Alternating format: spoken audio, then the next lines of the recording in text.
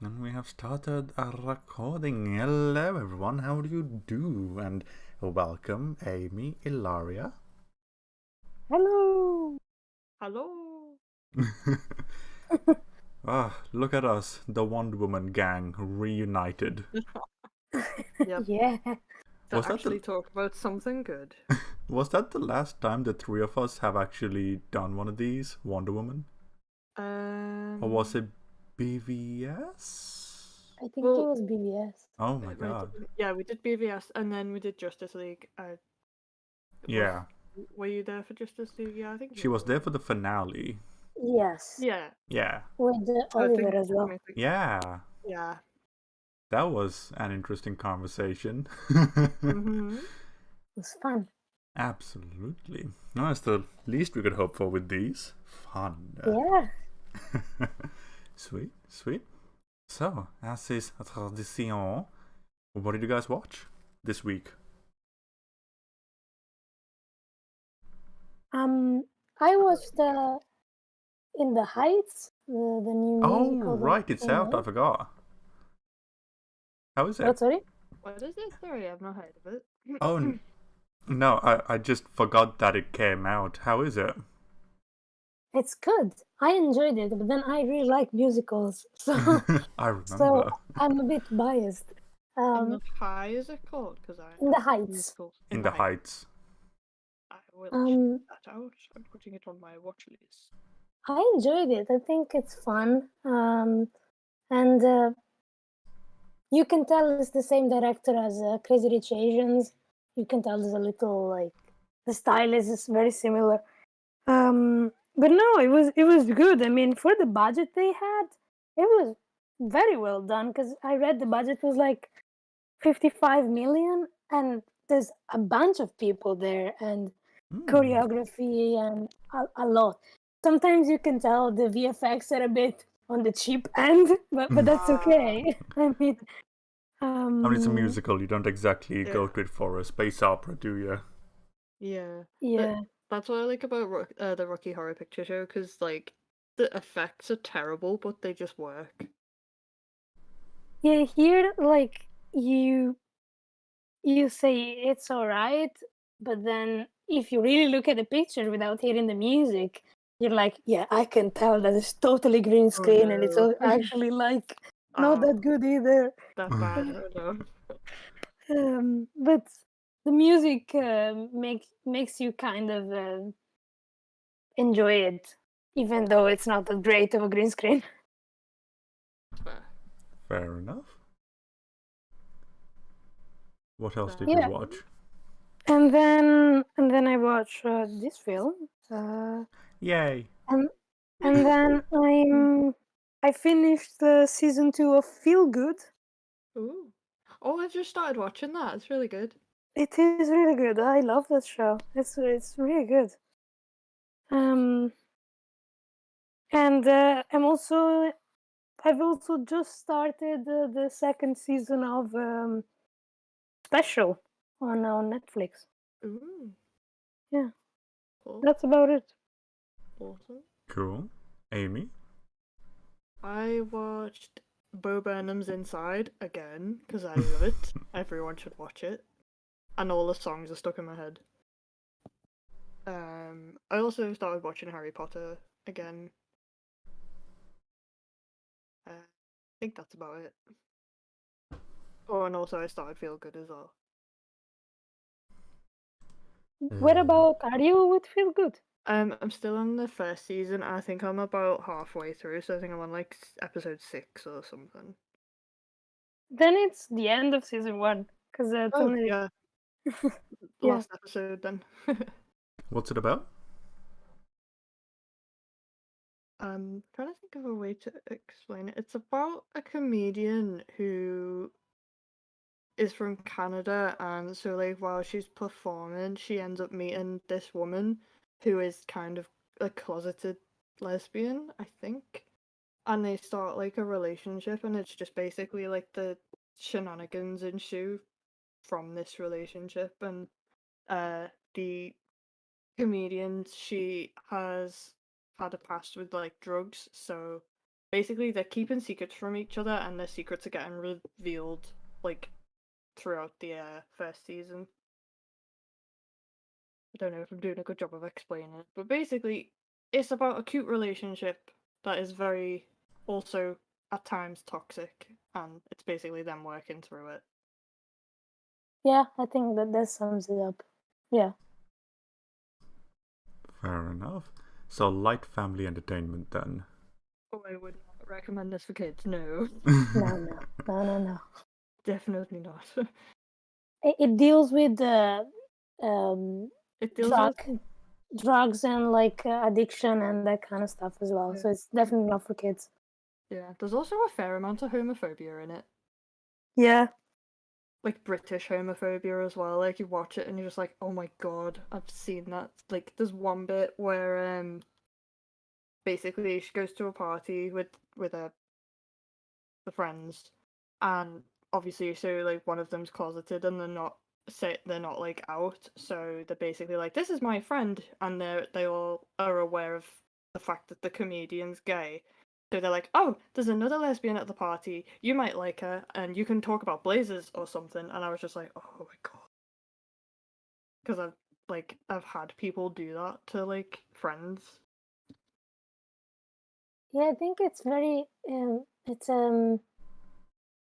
it really manages to touch on these topics in a very like uh, how can I say it? It touches on them, but they're not the focus of the show. But Yeah. it shows you like this is the environment where these people live, and this Yeah. is what goes on. Yeah. Yeah. It manages to still stay funny, but occasionally it like will show you like this person's friends just casually being homophobic and not really thinking about what they're saying, kind of thing. But Yeah, it exactly. doesn't like focus on it too much, and then so like it's like, oh look, there's a shitty moment, and then it's like, and here's some funny. So it's pretty Yeah. good. Season 2 is even more like this. Not specifically with homophobia, but with other like important topics. It's like it doesn't linger too much on them, but they're Yeah. there. Yeah. So yeah. Also, a lot of the characters are just zany. I think I like the characters more than the story. Yeah, me too. They're very well written characters. Yeah. And Lisa Kudrow is in it. Oh yeah, she is. Oh. I forgot about that. Yeah, she plays the comedian's mother, and I'm trying to remember the comedian's name. The comedian's called May. Yeah. Mae Martin. Yeah. Nice. Well, cool. So we went off on a tangent a wee bit, but oh well. I mean, I did ask you what it was about, so Yeah. I was kind of like, how do I make this into a blurb? I'm really bad at making things into blurbs. Oh well.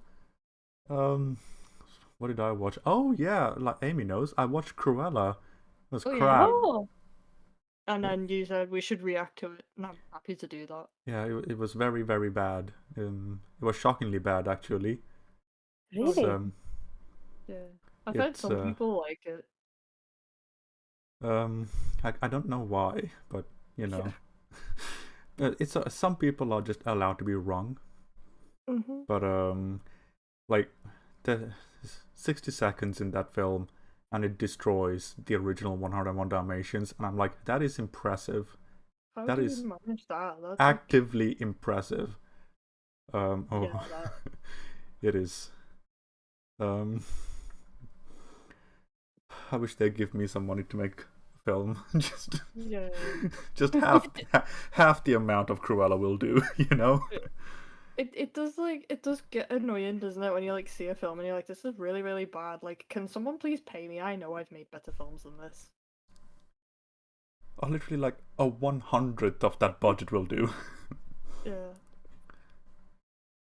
It's like that film cost like 100 million to make, and I'm like, where did the money go? And I'm like, right, the fancy clothes and the soundtrack. Like I've seen in the trailer, there's like a scene where she changes her dress, and I was like, oh, so that's what you're spending the budget on? Okay. There's like literally ripping off the Hunger Games. Okay, good job. Oh god, yeah, that scene. But honestly, if anyone even gives a damn about Cruella, watch The Devil Wears Prada. It's just a much better film. Yeah. Just watch Also- that, you'll get the gist, and you'll enjoy yourself. Yeah. Also, I was just like, how are you gonna make us feel sorry for a woman that literally kills puppies? Oh, they do their damnedest. Exactly. How are you gonna do that? They do try. It's not well, but they try. And some And they want people. to make a sequel of that. Oh, I was they're like, all what coming is- back. Oh god. I was like, is the justification that she got bit by a Dalmatian or something? No. Oh, do you know what? Because it. That's what I was thinking. So this happens in the first 5 minutes, but her mother is killed by Dalmatians because she was thrown off a cliff. Oh my god, what? That's probably what you'll just get if we react to this thing. I'll just be like, what the heck is going on? It's Why? it is. It's yeah. So basically, after this and after also Mulan, Disney should just stop doing this. They should have stopped at Alice in Wonderland. Oh yeah, yeah, you're right. Yeah. Yeah. Like back in 2009, Honestly, the hints were yeah. there. Should have stopped then. Honestly, I like Oh. the first one, but then if I rewatch it now, I'm just like, why did I like this film? It's I can't probably get- because I'm going. I was just saying it's probably just because I love Alice in Wonderland, so I was just like, it's something of Alice in Wonderland, so I'll just like watch it. I couldn't get past the first 10 minutes. I Oh, tried. fair I enough. couldn't. Something good I watched was episode 5 of Detention, which is oh my god, it's so good. 3 more episodes, so I could still grab the bed. But oh my god, Detention is so good on Netflix. Highly recommend. That's going on my watch list as well. Yeah. Episode 4 of Detention was one of the best episodes of TV I've seen all year. It's so good. Oh wow, that's a bold statement. Yeah. Like, you know how I am when it comes to praising things. So Yeah. like it is so good. Like the writing is crisp, pacing's immaculate, acting's on point, themes are there. It's just one of the it's so good. It is so good. Horror. It is. It's a horror as well. Ooh. Oh, And it's a then- horror. It is. Yeah, I just said that. Oh, then I'm not gonna watch it. I'm too scared to watch it. It's honestly, it says horror, but it's more thriller than horror. There's very little actual horror in it. Okay, then Yeah. I might give it a go. I was gonna say, Like, is it's not it The horror, like- Conjuring. I was gonna say, is it like horror like the Blind Manors horror, or is it horror like? And then I was gonna say, is it, like, Actually, yeah, it is more in the vein of like Blind Manor horror, where it's ancillary, but it's not the focus. Okay, okay. Then might be for me. I don't know. Yeah. But and then I watched Demon Slayer Infinity Train. Very good. I watched a lot this week actually. Wow. You did. Which is very rare. And the last thing, I started Falcon and Winter Soldier. Oh, you started Oh. watching it? Cool. I Yeah. actually never finished the last episode. Oh, I forgot to mention, I actually watched Loki as well. Forgot about that. Yeah, because Loki came out and Tom made a really bad argument, so now I'm like, okay, let's just see what happens. Oh no, what did he say? So we were talking about Star Wars, The Oh, Last no. Jedi, and Okay. I was Okay. like, okay, so this is not great because it breaks so many other things in the lore so far. And he was Yeah. like, oh, dude, you do realize that it's something made up and what someone wrote, right? Like, it's not real. And I'm like, fucking what? I'm sorry, that's like every film ever. And I'm like, you do realize you're an actor, right? And I'm just like, Oh dear. So you know, that was the really bad argument where I'm like, you know what, screw it, why not? Let's just watch Falcon and Winter Soldier, and I really liked it. I liked it more than WandaVision. It's better. Mm. My God, it's Oh, okay. If you like it, fair enough. I mean, I know it has problems, and I know a lot of people were like angry and felt like they were trying to force in like tackling like police brutality and stuff like that. Oh, oh yeah, I saw that second episode with the. Yeah. Excuse me, sir. Is this black man bothering you? It's like, oh my god. No, that's like issue 150 on my list at the moment. Yeah. But like it's like a nitpick, if anything, as far as I'm concerned. But and again, it's only episode 2. We'll see what happens. But I feel like the first couple of episodes were slow. And then, I don't know why I haven't watched the last episode yet, I just haven't got around to it. like so far, the show is asking questions that it is not ready to ask or answer. Like I was perfect. There are certain aspects of the Marvel universe where I'm like, yeah, you know what, out of sight, out of mind. So I don't really care about it. But now this show brings it to the forefront, and now I have like 50 questions, and it's not answered one yet. And I'm like, show, you better do this. If not, I'm going to be very angry. But yeah, so far, characters are inconsistent as well compared to when we last saw them. But I like John Walker and his friend Lamar, so that's something. Those two are the only two likable characters in the show that I've found so far, so I'm really latching onto them. Yeah, not good is what I will say. Better than WandaVision. Well, last 6 episodes of WandaVision, but still not good. I haven't like it never like I was never like I'm gonna watch this because even from the trailers I was like, no, this is asking too much and it's like wanting to be something that I don't think it's trying to be very relevant. It is trying to it's trying to like implement real world problems into the Marvel universe, and I don't think that's a good idea. Just because it makes you then go, but what about the other films where you didn't really talk about these issues? It's not even that, like, if they were there. If the questions that they're asking were asked around this is why I keep saying there should have been 5 years between Civil War and Infinity War. But definitely, it should have been asked there. We're 2 dustings in. This is not the time to be asking these questions. But yeah, and the way they're treating the world, the way they're treating like the political issues, is very infantile. It is very immature, and it's like, okay, show. This could end up being a Winter Soldier conversation on its own, but may have to talk about it in detail after I'm finished with it, because holy shit, I have issues with the first 2 episodes alone. That's fair. Right, so on to something good. So let's talk about something happy. Yeah, the world's end. But okay, so what do you guys rather think of it? Ilaria. I think it's one of those fun films that you put on a night where you don't want to think about anything and just enjoy yourself.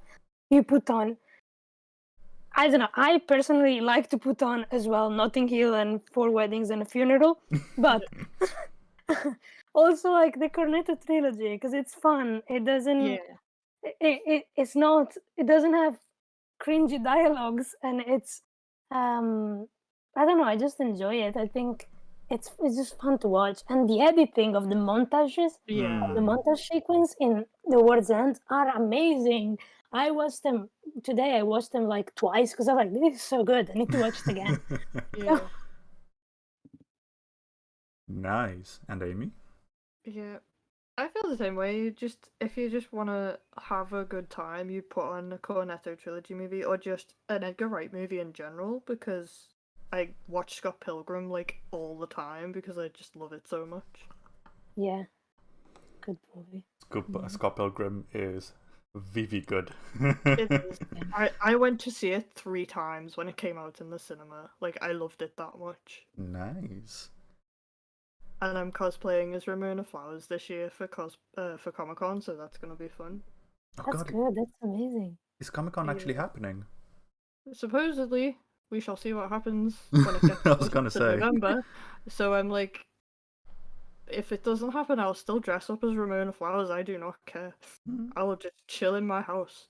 I mean, it's gonna be Halloween season by that time, innit? So, Yeah, well, one way or another, you've got an excuse. yeah.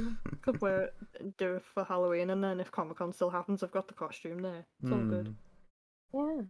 But yeah, that should be fun. Yeah, Yeah. back to this movie. It's really, really good. It's not my favorite. Hot Fuzz is always going to be my favorite, but it's still pretty darn good. Yeah. When I was watching it, like, as far as a script is concerned, it's probably the weakest of the three. Mm. But that being said, this is the one in a really weird way. Because we watched all three now, this is the one I Yeah. related to the most this time round. Yeah, like it's really weird how kind of relevant it is now. Yeah. Yeah, it's like, we'll get to this while we're talking about the film in general, Yes. but Yes.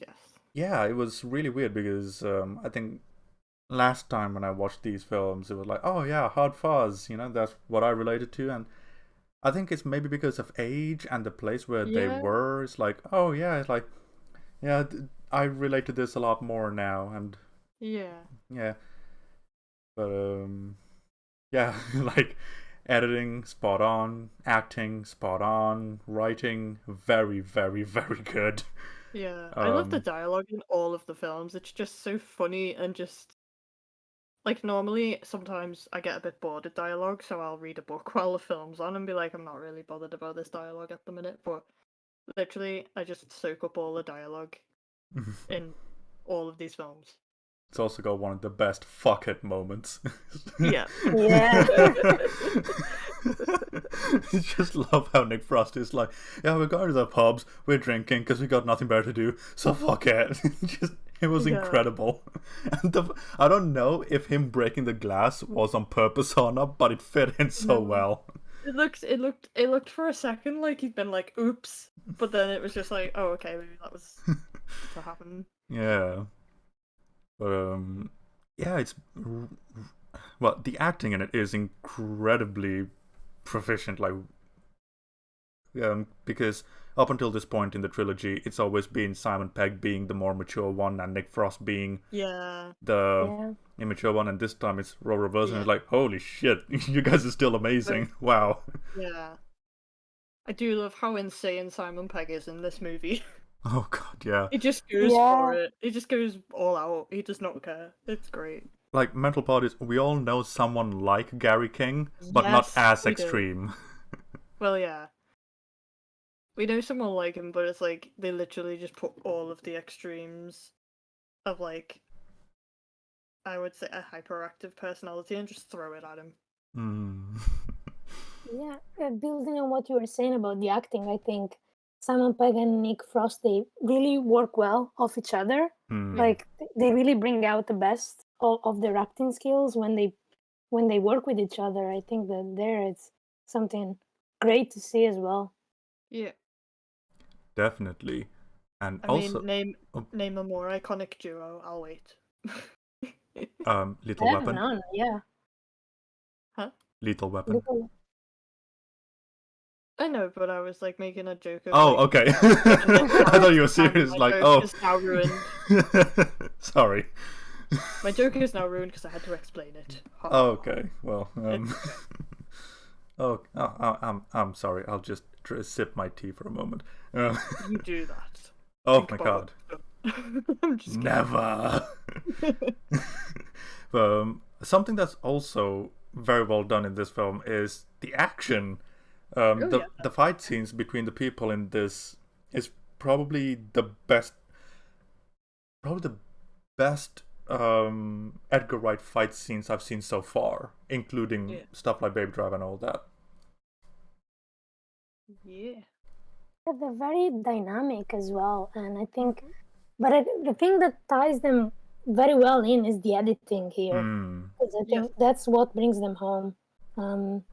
because the way it edits to music, and the music choice as well, Yeah. really helps, in my opinion, to make it seem as good as it seems. Yeah. It's very really- kinetic. Yeah. I Yeah. really, really like that he uses like a lot of music in his films. It's something that I really want to do, but damn copyright. Can't really do it. Mm. I could if I like had, the ability to do a cover of it or something, or like get someone to cover it. I suppose that's one way around it, I guess. But Bribe your musician friends. I have a ton of friends in bands, but I just think they're all too busy at the moment. They're all doing gigs and stuff, but I might do. Mm. I mean, if they've got an EP out there, you know. Yeah. Yeah, absolutely. Like the editing is once again on point because it's Edgar Wright, and he can make Yep. pouring a beer exciting. He can make literally anything mundane exciting with this editing. It's almost like in Death Note where he's eating a potato chip and it's like the most epic thing you've ever seen in your life. Yeah. That's like, oh my god, this guy's so cool. Like, what's Death Note about? It's about a guy writing names in a book. That's not very exciting. After watching an episode, holy shit, this is exciting. Yeah. Right. So, we shall start the film where most films start. In the middle. Oh wait, no, that's Pulp Fiction. Well, in terms of runtime, where all things start. At the beginning. Oh my god, imagine if we start Pulp Fiction and it's just like, oh hey, you know how we start at the middle? What if we literally start at the film's runtime middle as well? Just make things really confusing. Yeah, that'd be funny. Yeah, we start with an opening montage on Gaddy King and the rest of the boys walking out of school. Yeah. And already I love how, like, oh, you're gonna hear me say I love so many times. Yeah. I mean, we say I love a lot on these movies. So. It's like, Well, after we said I really don't like and I hate on all the DC films, it's about time. Yeah. Bringing balance, as all things should be. It's nice to hear I love about a film. Yeah. On this podcast. Absolutely. It's great how they're able to characterize all of the youngmans in such a way that when they grow old, you know exactly who they are by their mannerisms, the way they dress. Yeah. So, like, definitely. I really love that. Even the kid versions do a great job at maintaining the facade of the rest of the guys in current time. Apparently, one of the kid actors for them had to wear a prosthetic nose to make them look more like forgotten the actor's name. He plays Oman. Oh, Martin Freeman. Martin Freeman, yeah. They had to wear a prosthetic nose to so that they'd look really similar. Ooh, apparently. Nice. I read some trivia again. It's all really fascinating. I couldn't help it. Yeah. Something that is fantastic is how each of the pubs is like a particular plot point in the script. It's like, the world's end, the literal world's end, the hole in the wall, hey, hole in the wall. Hole in the wall happens, yeah. The captain, and then we get Pierce Brosnan, the mermaid, we got the nightclub disco scene. It's like, wow. Fun fact, the mermaid is actually a cinema in real life. Oh, okay. Yeah, I was like, that's pretty cool. It's really just got to the part where he's buying drugs off of the guy with the fishing hat, and I'm like, it's weird seeing him in this because I'm used to seeing him in stuff like Kill List, where he plays a really serious person, and now he's in here just trying to act like he's part of the alien community, going, yeah, it's okay, I'm part of this, it's fine. Yeah. Yeah. Going through the night, we get a little bit more characterization because we get to see, oh, hey, this is how long people lasted in the Yeah. various points in the pub crawl, and then Yeah. when And we're then later on, yeah. later on, it's the exact same points when people go missing as well. And the Yeah. way they reference it as well is fantastic because like something like, "Hey, I am so proud of you," none the wiser. Yeah.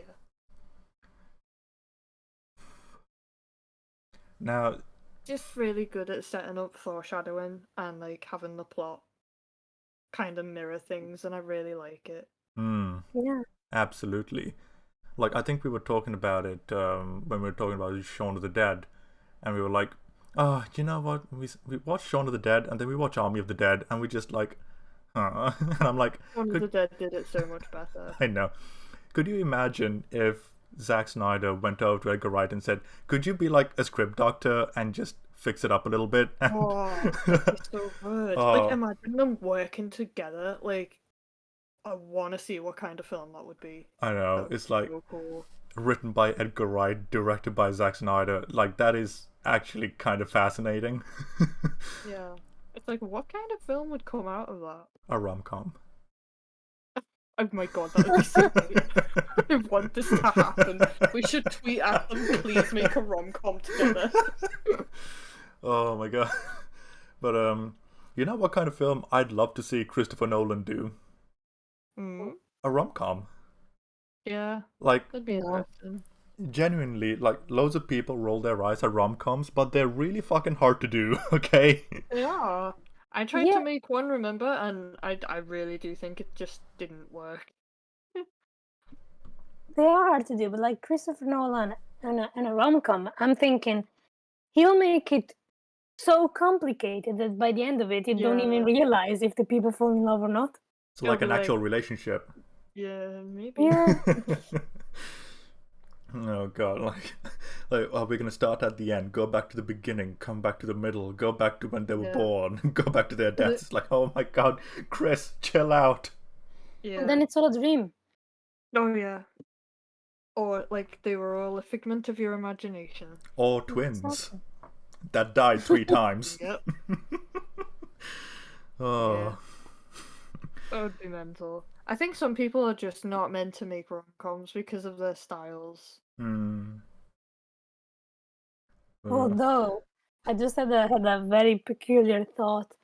What if Christopher Nolan made like the movie that what is it called? The one with Ryan Gosling about Oh, Lars and the Real the- Girl. what? Lars and the Real Girl.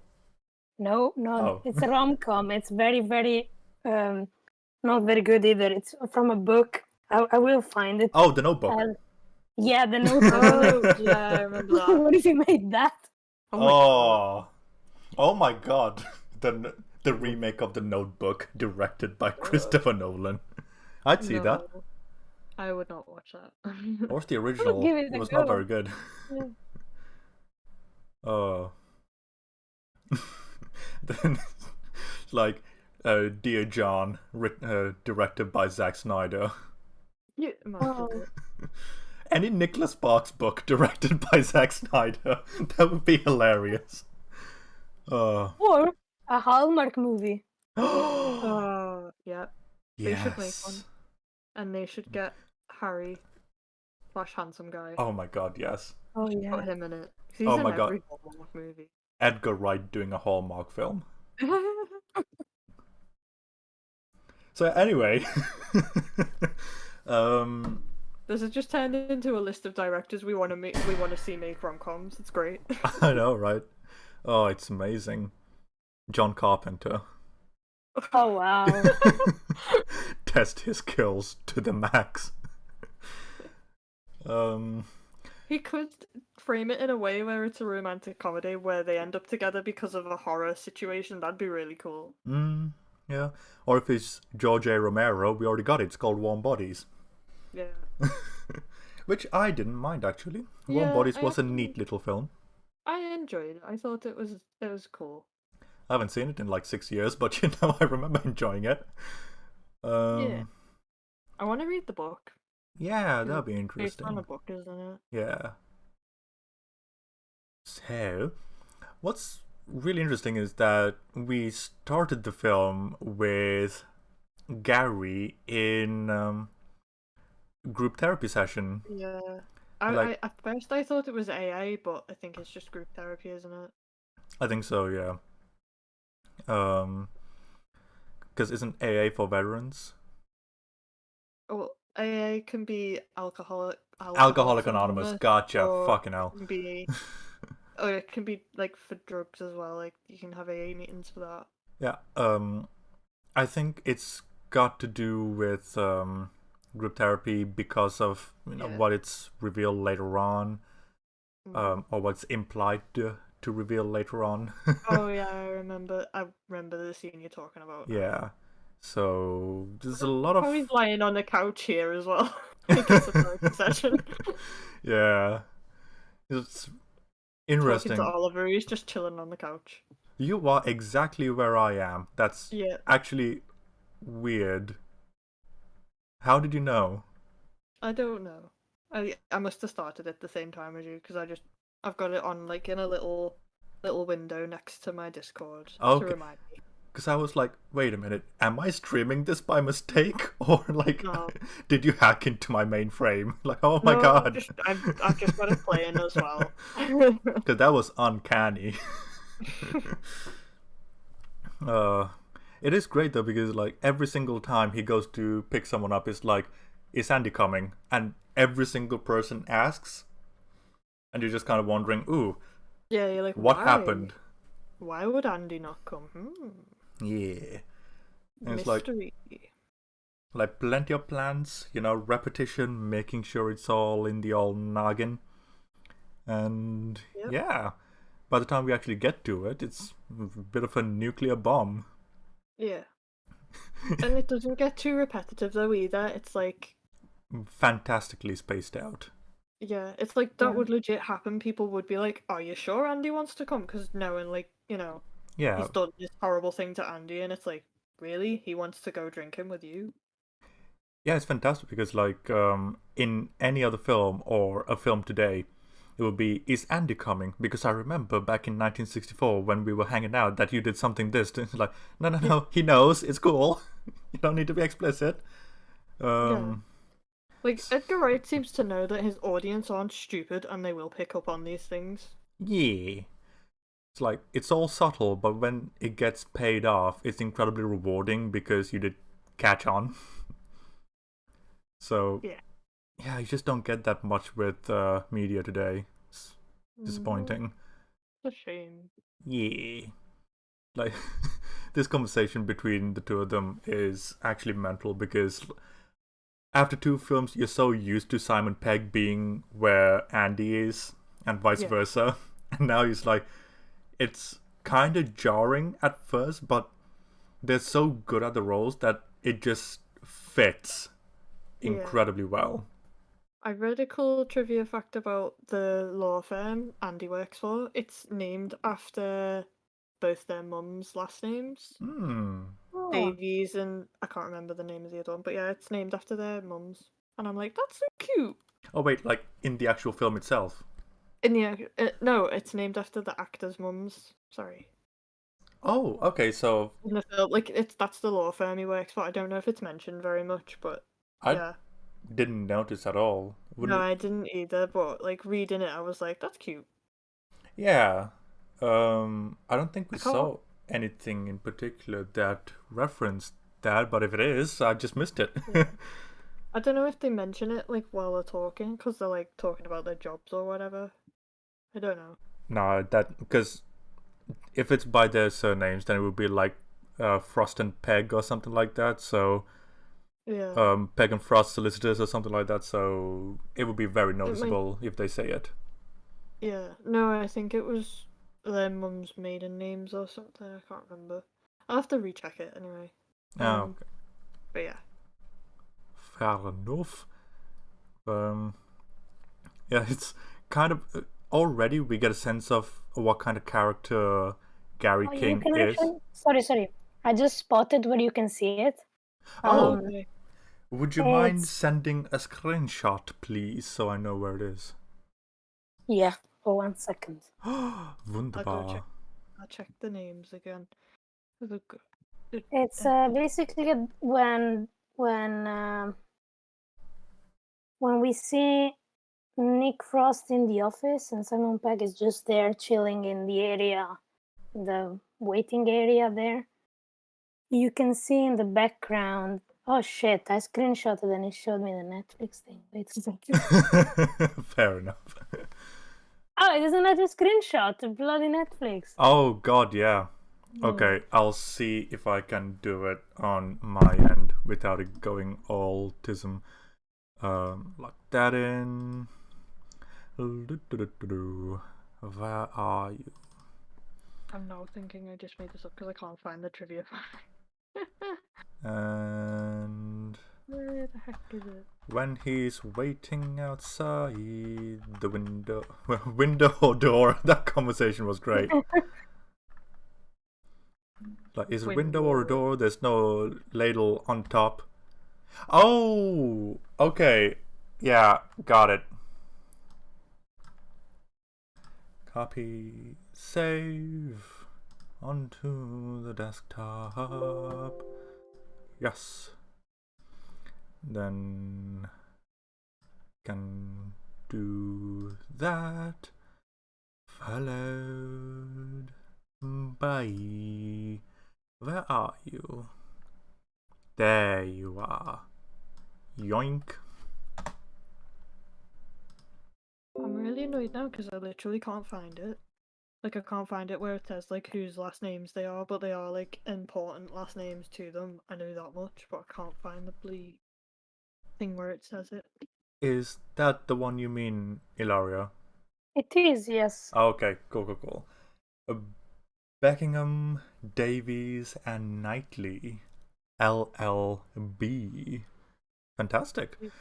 No, I never would have realized that that is related to their mother's maiden names. So, very interesting. Very interesting. Great. It is.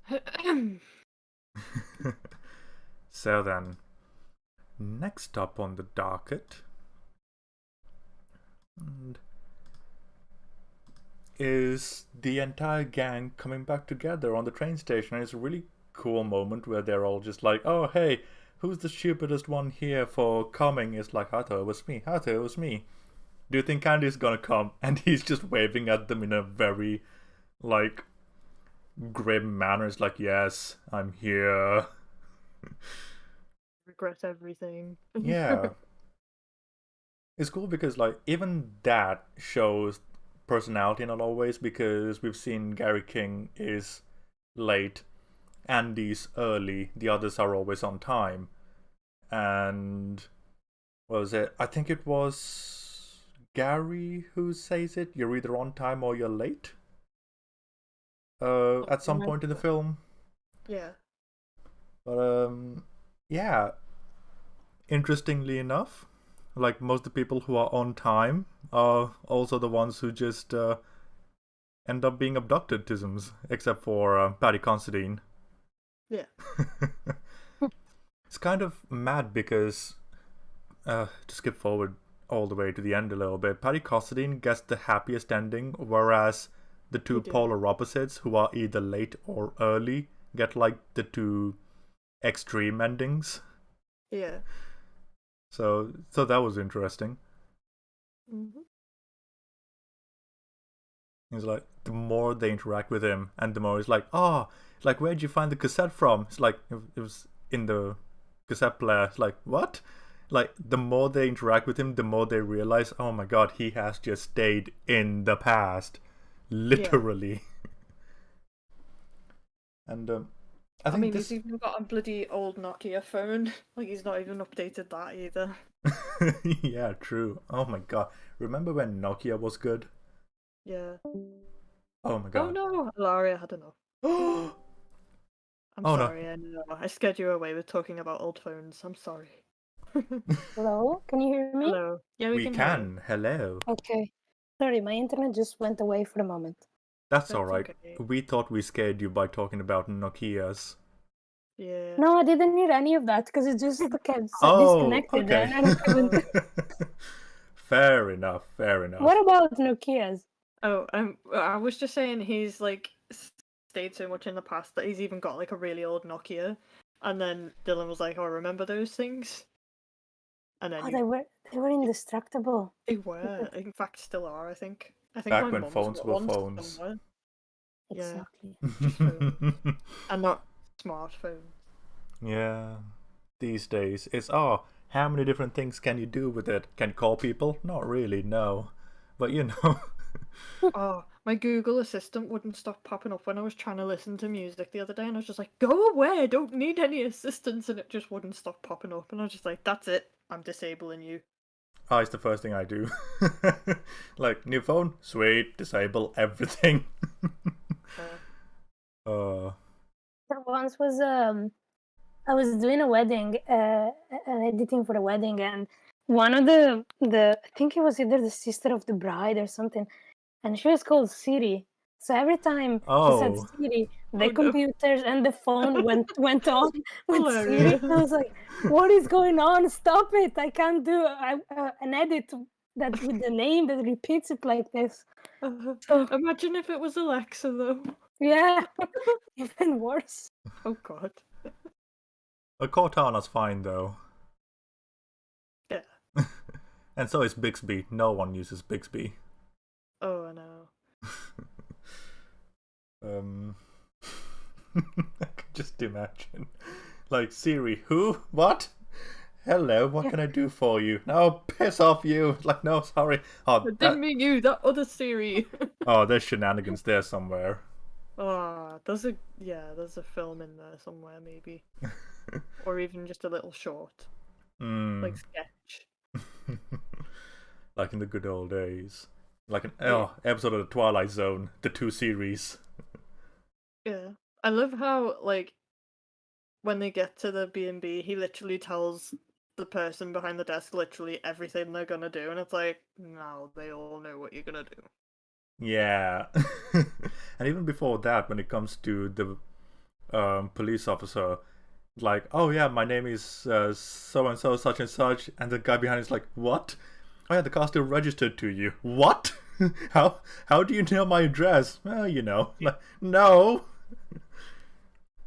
Like, it's actually kind of mental how Gary is, to be honest. It's would you really want to hang out with him?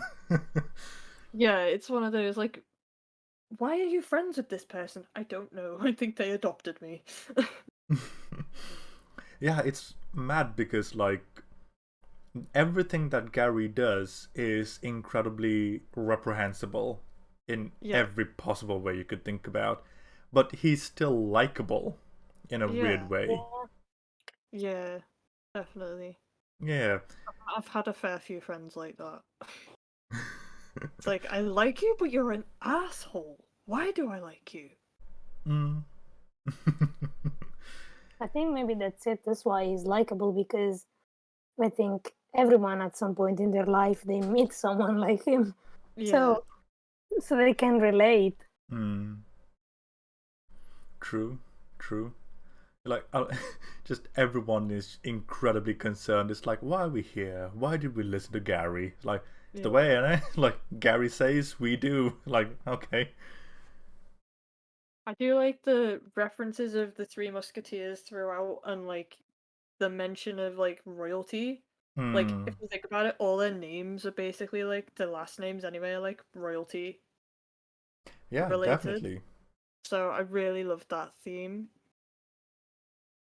Yeah, it's thematically relevant to the end as well, because when Supercomputer Bro when Supercomputer Bro comes down and says, who are you to speak to on behalf of all humans? It's like, because I'm Gary fucking King. It's like, so yeah, it's, what may seem like a simple name is actually quite the thematic turnaround. Oh my god. Yeah. It's like in Hot Fuzz where all the names were literally names of jobs. It's really cool. And I just love the detail that their last names have something thematically to do with the plot as well. You don't really get a lot of films that put a lot of emphasis on the meaning of names anymore. Yeah. That's a shame. Yeah. a really At cool least in the detail. West. In anime, the meaning in names are abundant, but yeah, it's like there was a time when they put a lot of emphasis on it, but now it's more the first name that comes to mind. Jimmy, right? Go with it, rather than really putting Yeah. thought into it. Mhm. But yeah, it's really cool how, like, just like the start of the montage where they're coming out of school and walking past, nodding, smiling, and all of that. Now, on their way to the first pub, it's the exact same start, but with the older characters. Yeah. So already we're starting to see, oh, it's all coming full circle. Yeah. I mean, even when he describes the day, like, all of that stuff happens. So, like, he describes, like, things getting a bit hairy in the beehive. I think that's where a fight breaks out later on in the movie. Mm. And it's like, literally, the entire first montage is just the film, and I just love that. It's Yeah. just done so well. Absolutely. It's like, Like- contextually, like, it's different in terms of context, but in terms of plot point, that is it. That is the entire film. So we're seeing the same Yeah. film twice in the space of this time for one. Yeah. I think that's why it's so good and so genius because, you know, usually you get spoiled watching a trailer, but now literally they spoil you the entire film in the first, what, 2 minutes? Yeah. But And it's you still still watch it all. interesting. Absolutely. It's cool because, like, even though he describes the entire plot in the opening couple of minutes of this film, contextually, because it's also different, like, it's recontextualizing what he describes at the start, and that is really cool. Yeah. So they're at the bar at the moment, getting the drinks, the first round of drinks, and it's fantastic how it's like beer, beer, beer, beer, and a tap water. And it's like just the sheer amount of agony Gary King is in because Andy's having a water instead of a beer. It's kind of mental, but really funny at the same time. Yeah. It's good. It's a good thing. I can relate to that actually. Many times it has happened. I'm usually the one that doesn't drink when at bars and pubs and kind of stuff. So I've had that many times. Like I've like some lemonade or water, and people turn around and look at me as like, "What?" Like I'm almost offended. So Mhm. I can relate to that. Same here, because I don't drink Really? either, and people are like, "Why don't you drink?" It's like, I don't want to. Like, oh, really? Yes, get over it. Like, oh, okay. Honestly, like, surely it's better to have a sober person in the group to make sure the other drunk idiots don't do idiotic things. Like, Yeah, why but is it? that's no fun, innit? I think it's really dumb that people are like. Also, it's like some people might not want to drink because of past issues, and it's like when people are like, "Why are you not drinking?" That might bring it up for them, and it's just like let people not drink, really. Mm. The funniest I had was somebody asked me if I didn't drink because of my religious beliefs. And I don't know what they thought my religious beliefs were, but it was so funny because I was like, okay. Just said yes. It's like they have to come up with a certain reason why you wouldn't want to drink because, like, I don't know, to them that's weird. I don't know.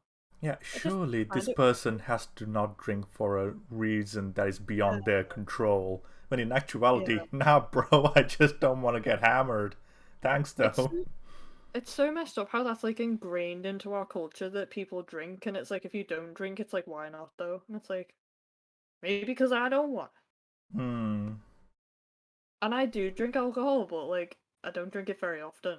Like I'll drink it like once in a while because literally one glass of wine and that tends to be enough for me. I'm like, okay, no more. And Fair that enough. is the end of my rant about people should leave people alone when they don't want to drink. Yeah, if not, Moving public on. execution should be legal. Okay. A bit extreme, maybe. Is it? That's one of my most tamest takes on the treatment of humanity. Okay. Oh, you should see some, like, when I was working in a takeaway, like, um, the guy who was working the counter would look to me sometimes and go, "Are you okay?" I'm like, "Yeah, bro, don't worry about it." He's like, "Are you sure?" "Yeah, because what you said was kind of messed up." I'm like, you'll get used to it." Uh, yeah. Contextually, that was the tamest take I've had. Maybe it's the most extreme online that I've said out loud, but yeah, it won't take long before that's broken. Good to know. Now you are prepared. Yeah, we should never cross you or anything, otherwise you're gonna face wrath. Oh, the wrath of Dylan. Oh my god. It's not that bad. You know, just if if we cool, we cool, you know? I just treat others the same way they treat me. It's just that simple. Cool then. Yeah. Now, talking about the film. Yeah. Back to the film. I'm sorry, I missed most of that conversation. I was Mikey just had the question for me. Oh my god. It's okay. fun. Yeah, you didn't really miss much. We were just talking about, the stability of my character more than anything else. Gotcha. So normal things. Yeah,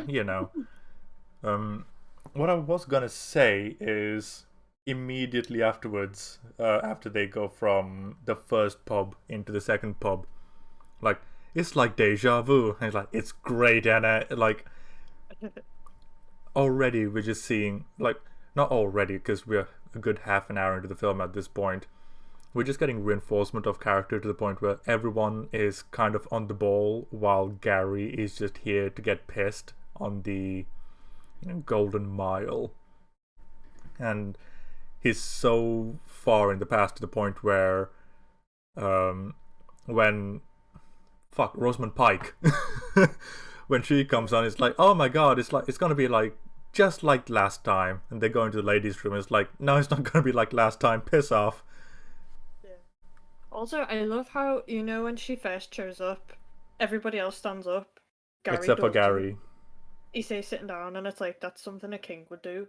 Oh, interesting. True. Yeah. And I was like, that's very cool. Yeah, that is really interesting. Nice. And if Gary's the king, then the other four would be lords, so understandably, sister of a lord, you gotta show respect, you stand up and all that, but the king stays seated. That is really interesting. I didn't think about it that way. That's cool. Really cool detail. Yeah. For once, Oh. I'm like,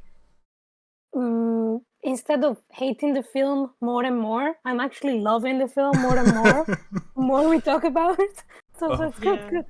It's been really nice talking about these films because, like, the more you watch them, the more you're just like, oh, there's just all these cool little details that, like, you don't notice, and then you notice them on rewatches, and it's just like, oh, it's just so good. This is the wholesome arc on the What We Watch podcast. Yeah. These films literally have just reminded me why I like filmmaking in general. I'm just like, so good. Whereas the DC films just kind of made us lament for perfect times. Yeah, the DC movies made me go, do I actually even like films anymore? I'm kidding. No, we still like we're him. talking about the Cornetto trilogy. Cornetto is good. So Cornettos are very tasty. Yeah. I really want one now.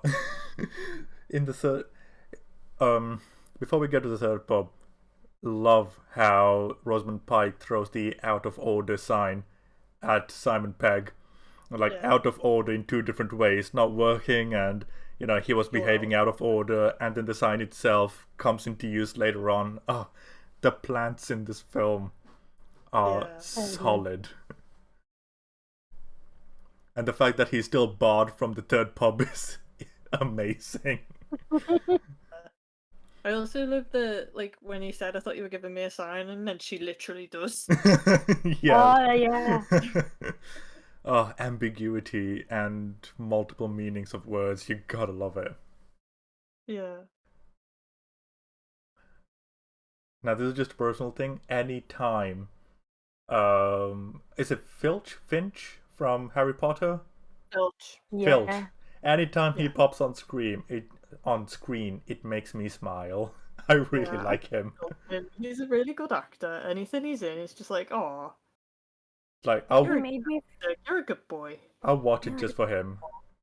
yeah, he made me feel like Jeremy Renner in the DC movies. Is the same feeling of yes, he's here. Yeah.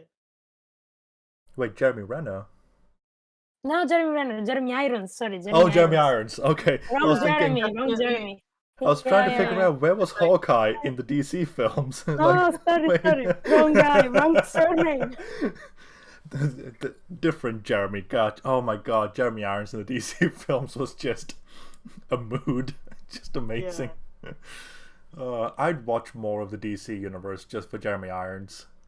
Yeah. Just put him in everything. Oh yes. Heck, give him like Stan Lee type cameos. I don't care. Just put him in. I'd love to see Jeremy Irons and Filch. Oh my God. That's okay. The internet's just being a dick, I assume. Oh my God. Can you hear us? Hello, can you hear me? Yeah. We can hear you. Okay, good. I can hear you too. Fantastic. It means we're all on the same Sorry. page. It's fine. I don't It's know fine. what's happening with my internet tonight. It's okay. It happens. Sometimes it's just funky for no reason. Yeah. Like the other day when we were doing Attack on Titan and my internet just went bye. That timing, though, when we were recording that was immaculate. It was. Yeah. Like, And do you know what? At first, I legit thought the alarm was part of the part of the show, and then I took my headphones off and I was like, "Oh no, that's happening near me! Oh my god! Ah!" it was great because like the colossal appeared and then you just booped out of existence. It's like, oh my God. Like It was like colossal Iggy. oh man, like anyone who's watching this before the Attack on Titan stuff is like, is gonna be so confused. But it's like, Yeah. don't worry, the lore is going to be fixed, just like a Christopher Nolan film. You just gotta wait. Yeah, we're just foreshadowing it for you. Yeah. So in the third pub, we get like more, not get to see for the first time, rather it's more a reinforcement of Gary's character to the point where he's so hell bent on finishing this pub crawl to the point where he's willing to drink someone else's beer that's been left over. And I'm Yeah. like, that's kind of maybe one of the three things in this film where I'm like, can't exactly believe, because it's like, it's England. No one's leaving a half pint of beer on the street. Yeah. Yeah, Three that's of them as well. Like he downed 3 of them, I think. Yeah, there were 3 half pints on the table, and it's like, it's England. Come on, you're pulling Also, my you leg. wouldn't. You'd be like, "What the hell's in that?" Yeah, and it would be warm, which is even more. Ugh. Ooh, warm beer. I don't even like beer in general, but warm beer, I have to imagine, is gross. It's rancid. Don't ask me Ugh. how I know. But yeah, and in the fourth pub, which is where they have the fight later on, but that's also where they ask Gary about his mother. Oh yeah, and then they find out she's Quite well. still alive. Yeah, she's very, very not dead. Like, Oh, I feel really sorry for, I can't remember his name, but the one who gets bullied and then like his bully comes over and he's like, yeah, yeah. didn't even recognize me, and I was like, oh, that's horrible, and I relate to that so much. that was a fantastic scene because like he remembers every single thing, but we don't have context at the moment, so he's actually not the actual version of him. It's selective memorytisms, but because they don't have the context at that point in time, it's like, holy shit, like you did all those things to me and you just don't even remember me. Holy crap, you know? Yeah. Yeah. I can relate to that because I've had a fair few of my old bullies add me on Facebook, and I'm like, hell no, goodbye. Mm, It's like they magically think that you don't remember the things they did to you, and it's like, nah, please go away. yeah. I mean, obviously in the film context, he can't remember because he's literally a robot. Yeah. But I can imagine that can be a feeling that happens, like, because obviously people do stop bullying and grow up, and then they just kind of move on with their life, and they seem to think that it's fine and that the other person will be fine, and it's not always the case. Mm, yeah, a bit But of yeah, it's a very heart-wrenching scene. yeah, and especially when he's Surprised. listing every single thing that he's ever done to him as well. And Yeah. the rest of the group is just like, holy shit. Yeah, they're just like, what do say? Ah, Yeah. And it's like Gary King, being the king that he is, just getting a round of shots instead of listening. yep, Now, this toilet scene is phenomenal.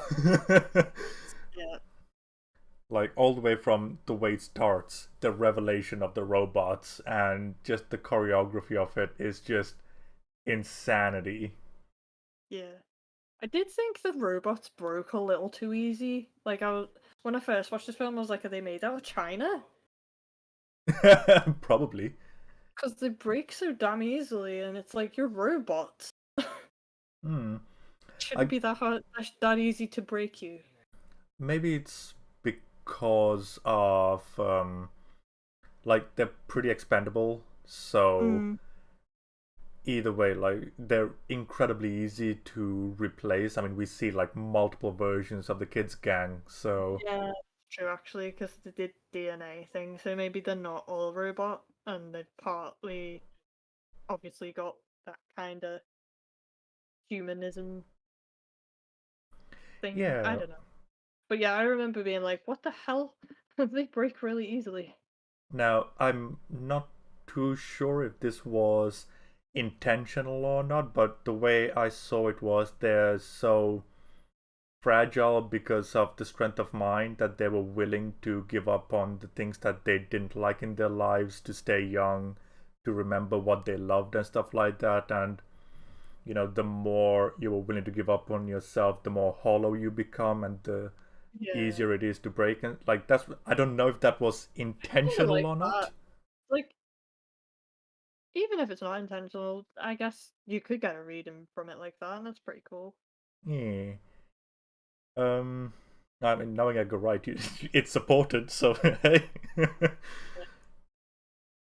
Um, I lo- I genuinely love how like Gary King is having a meltdown on the floor, holding a headless body, and Yeah. Andy's just saying, "Don't change the Yeah. subject."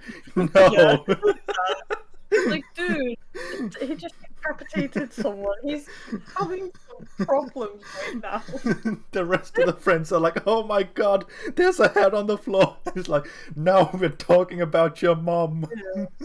I love how they, like, the robots kind of use their hands and put them over their faces, and I'm like, that just kind of reminds me of face huggers, and I don't know if that was intentional, but it's just funny to me. Yeah, it could be. They're like aliens, aren't they? In a way. True, true, yeah. It more reminded me of the Body Snatchers.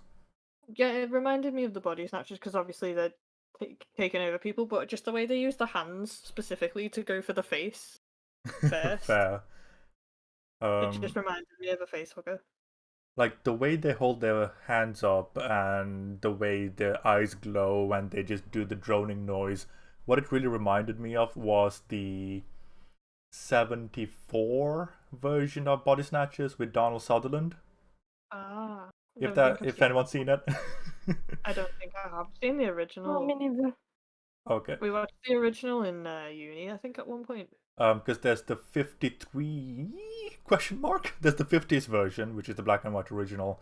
Then the Yeah, 70s that's the one. version Yeah. with Donald Sutherland. Then the 90s with Forrest Whitaker, and then the latest one from 2010 with Nicole Kidman and Daniel Craig. There's 5 Oh, versions of this film. yeah. Oh, wow. There's a lot of them. Seen all of them. For some reason, I don't know why. But yeah, because at the end of the Donald Sutherland version, his mouth is open, eyes wide, pointing at the humans and going in a really droning noise. So that's what it reminded me. Yeah, I'm sure you guys have seen the clip somewhere on YouTube. It's a bit of a meme, but Yeah, I love the WTF bit, and he's like, "What the fuck does WTF mean?" And I literally laugh out loud every time I watch it. I'm like, I don't know why that's so funny to me, but it just gets me every time. Yeah, that was so good because like Martin Freeman, WTF, Simon Pegg goes, what does that mean? And I think it's Paddy Considine just going, what the fuck? He goes, "Oh yeah." It's just like, I don't know why. And there's multiple contexts because they just killed 5 robots and he's asking the questions, so it's 2 things at the same time. Yeah. And then Nick Frost goes back to, why didn't you tell us about your mom? You know? Yeah. It's like, Literally okay, not letting it go. But why did you lie? It's really cool because like you've got a comedic moment, you've got a kind of horrific moment where they kill the kid, and then you've got an action moment, and then back to a comedy moment, and back to a dramatic moment without missing a beat. Yeah. Yeah. Such a well done scene. Like, no joke, people should study that scene for class. Just saying. Well, I'm Yeah, just it's gonna good. always refer back to it when I'm trying to write a scene because it's just well written. Absolutely. And while they're exiting the restroom, Gary uses the out of order sign that Rosamund Pike gave him earlier, bringing it all full circle. Just so good.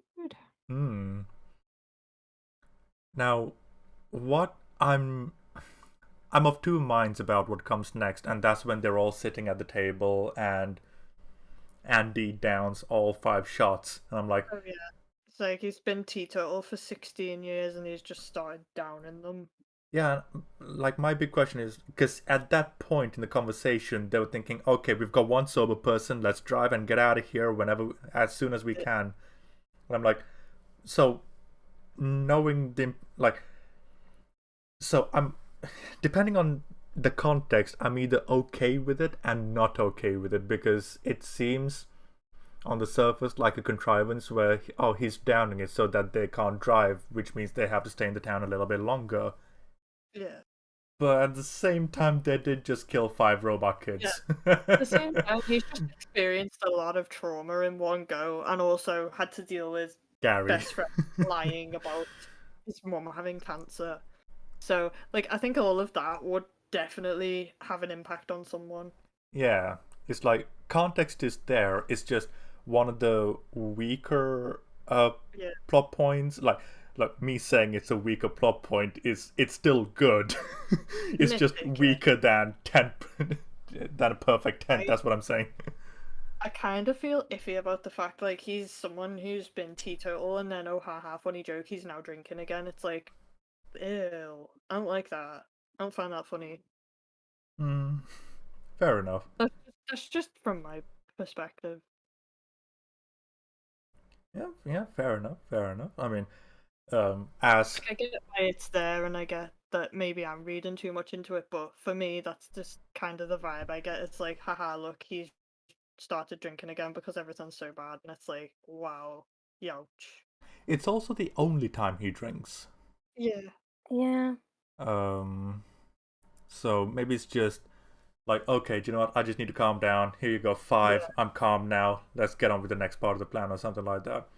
Like, could be, like if it was constantly drinking, I'd be a little bit more. I think that would make it way more iffier. That's why I'm not like, oh my god, I hate this scene. I'm just like iffy about it.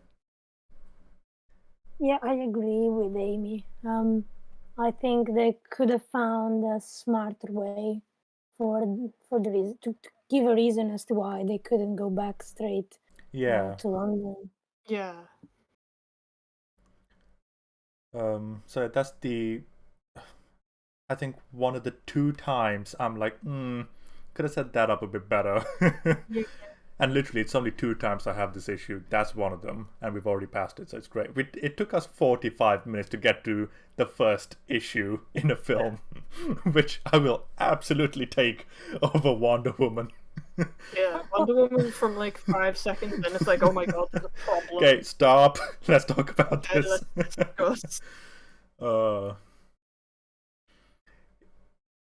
they're going to the next couple of pubs, though, it's really interesting how the more they're trying to acclimate, the more it's very regimented, almost like Equilibrium, if you guys remember that film, where it's like, okay, everyone's moving to the exact same beat, no one's standing out, and everyone's being the exact same thing. And Yeah. I they, remember that movie. yeah, they have to do that here so that they can survive. So that was really interesting. And then going to pub 6?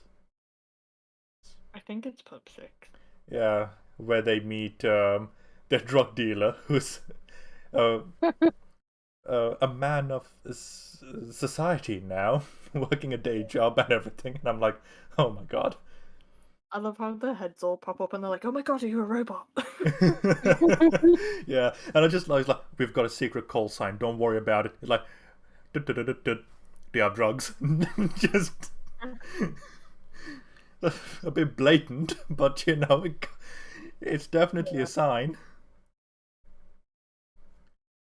It's like, it's cool how, for the most part, with the exception of the finale of the film, rather, it's the 3 human characters that are like, oh hey, just conform, be this, be that, don't stand out, it's fine. While the robots are mainly trying to really make sure that they, what word am I looking for? Acclimate? Yeah. Assimilate? Assimilate, that's the word. Yeah. It's like the first instinct of the supercomputer is to eliminate. So next, the humans try to convince them. Then after that, with Pierce Brosnan coming back in, they try to convince them again. After that, it's like, okay, assimilation failed. Let's just replace them. Yeah. Just love how it's like, oh, look, the evil twins are there. It's just... It's kind of mad though, because like you can see both points of view, where it's like, oh, it's peaceful, it's nice, it's friendly, but you don't have free will. It's like you have free will, but things get really chaotic and people get hurt. It's like, oh, yeah, which is better? It's asking a really interesting question. Yeah. And much like the previous 2, the answer's somewhere in the middle. You can't be too extreme one way or another. Yep, you gotta find the balance. Absolutely. I also love the line where he's like, humans don't like being told what to do, and it's like, he's not wrong. Yeah, that's such a good line. Yeah. There's always gonna be humans fighting for their rights, so Yeah, definitely. stop trying to control them, dude. It's like the age-old thing, it's like you tell someone not to do something, and what are they gonna do? Exactly that. Yeah. So while having the conversation, while each of them comes up to him asking, is he a robot? It's like, don't call them robots! Yeah. We've already got the replacement boys waiting for round 2, and by this point, the entire town knows what's up. And in that small time, in the previous pub, or this pub at the moment, Martin Freeman went to the loo, comes back, and he's already been replaced. But you'd never know unless you're really paying attention and you see this car and the weird behavioral tics. Yeah, the behavioral tics I noticed, but I completely didn't notice the scar even this time around. It's very slight. I had to really pay attention to it, but it is there. It's fantastic in terms of planting things. Yeah. Seeing the next pub owner and being so over friendly is kind of like, okay, like anyone would be nervous in that situation. And what I found really funny is them trying to figure out what to call the two different sets of humans and robots. It's like, do we call them humans, robots? No. Just for like a good 5 or 10 minutes, all while Simon Pegg and Rosamund Pike are in the beer garden just having a fight with the twins. I love that. Yeah, it's just, oh, they have a fight. Come back in. Did we sort out a name yet? No. Fuck it. Let's just keep going. I don't think they ever settled on a name, did they? It's robots are humans in the end, wasn't it? Bleaks or something like that? Yeah. Bleaks? I don't remember.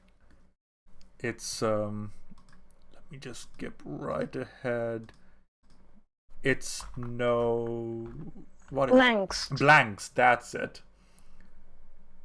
Yeah, because they're hollow and lacking humanityisms. Oh, interesting. I think they say it in one of the pubs at one point. The guy wants to get together with Rosamund Pike. It just goes, he's a bleak and that's another blank. Sorry, he's a blank and that's another blank and something like that. Yeah, absolutely. Because that's when Gary takes her to the ladies' room again, and she's just like, "Really, Gary, again?" And he explains everything that happens, and it's during that time, wasn't it? Yeah, I think so. Yeah.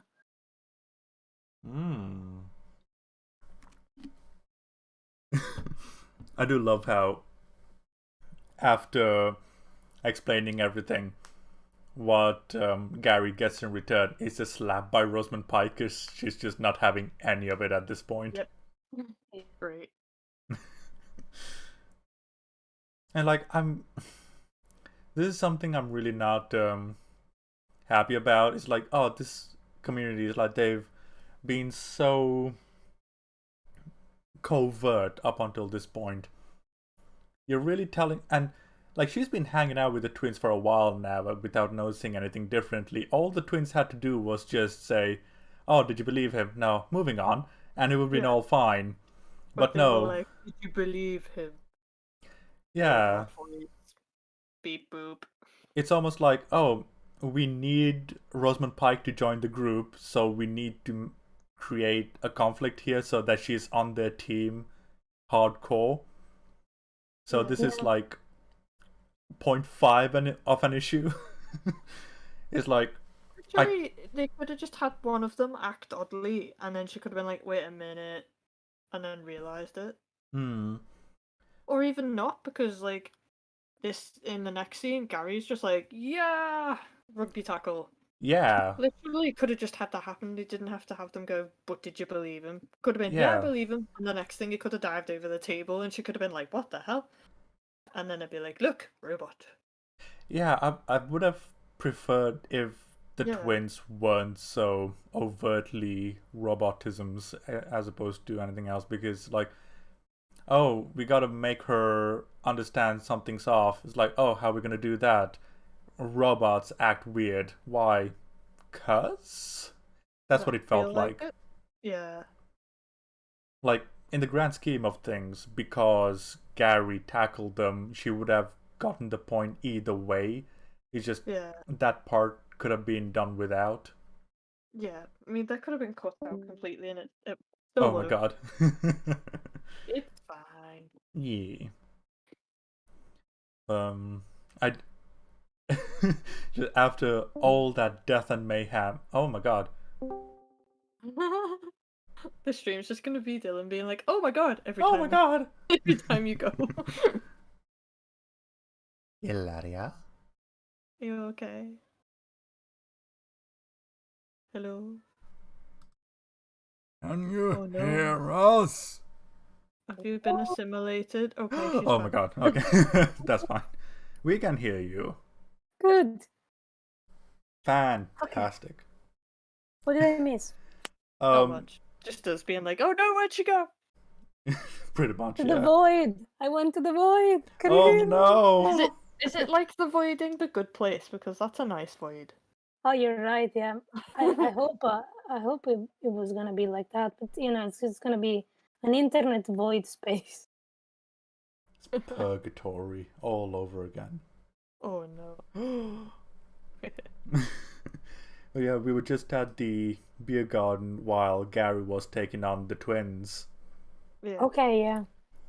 And yeah, just the mental way one of the twins just takes the two legs and I'm just just uses shocked. them as Yeah. arms. It's like, what the It's hell? just like, what the heck am I looking at? And this is following Paddy Considine's heartfelt confession to Rosamund Pike. And it's like, Yeah. And he's like, now watch me destroy your friends. Bye. and like Rosamund Pike is just having this befuddled look on her face, like, what the hell just happened over the past 5 minutes? Yeah. I just got to the part And then- where Nick Frost goes, fuck it. It's incredible. Oh, I'm still a bit behind that. I'm just at the bit where they're like, we need to decide a different they. Oh, right, the pronounisms. Yeah. Yeah. I don't understand pronouns. You just used one. What? A pronoun? Yes, it is a pronoun, is it? Yes, okay. I just kind of love how relevant that is because a lot of people nowadays, like, especially like TERFs, they'll be like, I don't understand pronouns. And it's like, you use them though.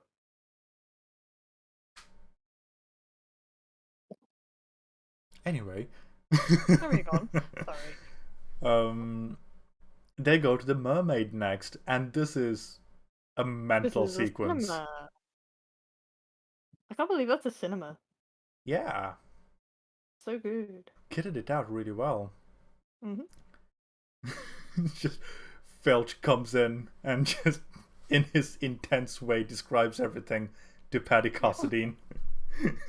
I love the bit where he's like, why do you think I drink with a silly straw? Not too silly anymore, is it? I'm just like, oh, he needs to be in more things. Absolutely. Oh, he's incredible. I was like, even the redhead blonde sandwich that they keep going on about. Marmalade sandwich. The marmalade sandwich, that's it. It's like, all while Filch is explaining, so they get their DNA and then they replicate, all while the three guys are just necking the three girls. It's like, oh my Basically god. handing their DNA over on a plate, yeah. It's like Nick Frost, Andy's like, oh, sorry, I'm married. And then the girl just kind of sucks the ring out of his finger. It's like, eat it. I'm like, that can't have been sanitary. No. But then, I'm not a robot, so it's fine. Right. And then, poor Rosamund Pike, having just gone through what she went through, having to witness all of this now. Yeah. Yeah. They're like, also, this is the first obvious time where we get to see Martin Freeman has turned into a robotisms, because he's holding back and staying in the rear while, encouraging everyone else to drink and pushing them all towards the marmalade sandwich, and he's staying in the background and observing everything. So if we didn't have any clue about it beforehand, it is very obvious now that he has been replaced. Yeah. I just love the bit where oh wait, no, I think this is later on, but I think Gary grabs him and goes, hang on a minute, you didn't make it this far last time, and then he just goes, Yeah. shit as he spotted me. Then he goes, I like the new you. And I'm just like, I love that because one, it's like, oh, and then on the other, it's like, that's pretty funny. Yeah, absolutely. Because on the one hand, we've got Martin Freeman shitting bricks thinking, oh my god, have I been found out? And on the other hand, we've got Gary King being Gary King and being completely oblivious to what is going on, even though he just tackled a couple of girls and broke them apart. Yeah. Yeah, it's pretty in character because it reminded me of the times that the other guy, I don't remember the name, kept saying that Vanessa was his wife's name, and he said Yeah. it like 4 or 5 times, and every time I was like, "Who's Vanessa?" So Yeah. Who's yeah? Who's Vanessa? My wife. Who's your wife? Vanessa. Oh yeah. Just anytime they interact, anytime any character interacts with each other in this film, it's pretty fantastic. it is, yeah. Good ensemble. Good ensemble, yeah. Absolutely. And the chemistry working off of each other and just the way they bounce off each other in terms of um, bouncing dialogue off of them is like, oh, it's really, really cool. I, Yeah. I can't imagine just how much they had to rehearse in order to get so smooth at getting the dialogue to be so kinetic. Yeah. Just probably lots and lots to take. Lots of like I feel like actors when they work together for a while, they just kind of have a rapport with each other that just kind of makes it feel more natural. Yeah, yeah. Ugh, if only Alyssa was here so that she can give the actor's perspective. Yeah, that'd be really cool. It'd be interesting. Hmm. I wonder like how cool it would be if there was a documentary about the Cornetto trilogy, how Do, it you- was made, and do you all know that. what? Oh my Um, god, a that'd be couple of weeks cool. ago, or was it last week? I can't remember. Um, there was a book released on the making of Shaun of the Dead, which Edgar Wright, Oh, um, not Edgar Wright wrote, but he advertised on his Instagram. So there is a book on the making of ooh, Shaun of the Dead that's out at the moment or coming out soon. that'd be That's really cool. that's cool. That's going on my reading list. Same. Yeah, so it's getting there. Hopefully next one will be Hot Fuzz and Yeah. eventually The World's End, but yeah, it's getting there. It'd be really cool to either make a documentary about it or like find one because yeah. Yeah, I kind of wish when there was more being done with Blu-rays like they did with DVDs way back in the day where there's plenty of making of footage left and right Yeah. and you could really watch them. Um like as typical to form, Lord of the Rings did it best, but you know, Yeah. like if The Matrix had some good behind the scenes footage and how they made it as well, but it's like they just don't do that anymore and it's really disappointing. It is. I think they should take advantage of the streaming platforms more. I mean, I know Netflix sometimes does it. It did it with the Irishman, I think. Yeah, Um, very rare, but they did with The Irishman, more recently with Army of the Dead with Snyder, but they do it rarely, very rarely. yeah, but I think given like they have the platform, why not do it more? They also have the money to do it because there's this Absolutely. big company, so they should do it Yeah. for the benefit of filmmakers. Hmm. Yeah, give us it, please. There's a behind the scenes fight rehearsal thing on YouTube.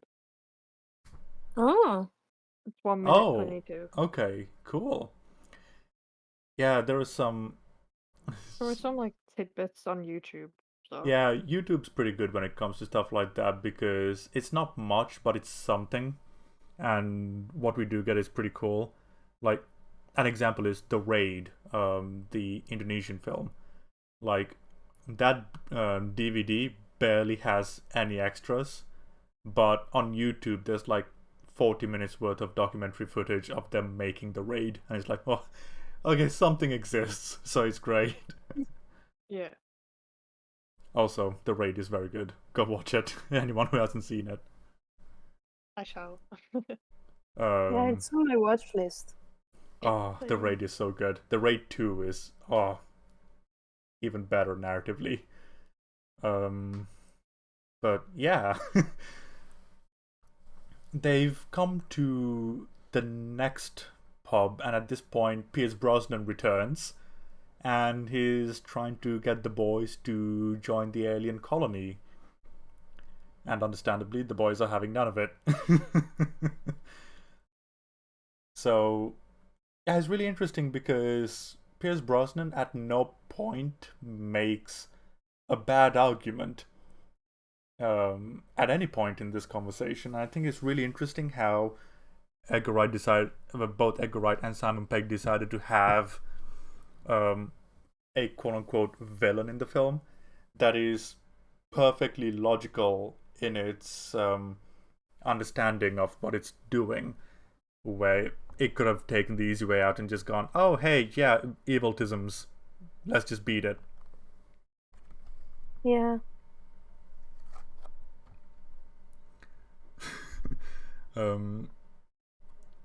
After they start firing the lights at the group, Nick Frost just has enough, headbutts Pierce Brosnan, takes 2 chairs and uses them as gloves, and I'm like, oh my god, this is incredible.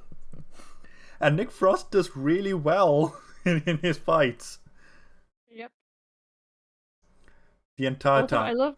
Oh, go on. I love how there's a bar fight scene in literally every film. Like there's one in Shaun of the Dead, obviously, because a lot of it's in the pub. There's one in Hot Fuzz. There's one Yeah. in this movie. Well, there's a lot of fights in There's a pubs few in in this this movie, one. like, you know.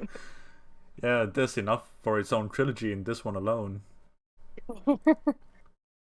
Yeah, that is interesting. Every single one has had a pub fight, a literal bar fight in them. That's cool. It's like this during this entire sequence, the one thing that's on Gary's mind is finishing the pint so that he can continue the pub crawl while everyone else is fighting for their lives. And the way the camera moves, the way it's edited, everything is just so immaculate. Yep. It is. The Still craft finishes that pint as well afterwards. yeah, Sorry. the carry on. craft that went into this film is amazing. Definitely. I think we were talking about it last week when we were talking about Hot Fuzz, and I was like, I'd like to think that Edgar Wright, with his overactive editing, is in that particular film has more to do with him paying homage to action films Is at it the the time. films? Oh, yeah. Because they were over-edited and overly fast and cutting left and right all over the place, or doing a J.J. Abrams where there's 3 different shots for one move, which is Yeah. whereas in this one he lets the camera sit and follow the action a lot instead of cutting left and right, which is what he did in Shaun of the Dead. So yeah, just sticking to the tropes, sticking true to the tropes in all films. Yeah. This is why I'm excited to see what he does with a horror movie.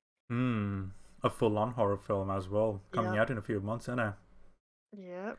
I'm very excited. In fact, that might just be the first film I go back to cinemas to see. I don't. Oof. So this is previous lockdown. The first film we went to watch was Wonder Woman 84.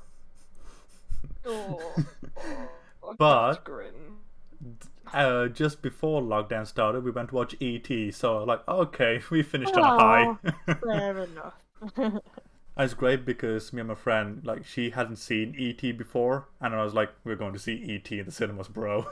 So we went together, and it's like, yeah, it was cool because I've never seen E.T. in the cinema, and it's been like 15 years since I've seen it, so it was fantastic. Didn't realize how long the first half of E.T. was, to be honest. I've never seen it all the way through. I've only seen bits of it. For some reason, my mum was like, no, you're not watching E.T. I was like, but why?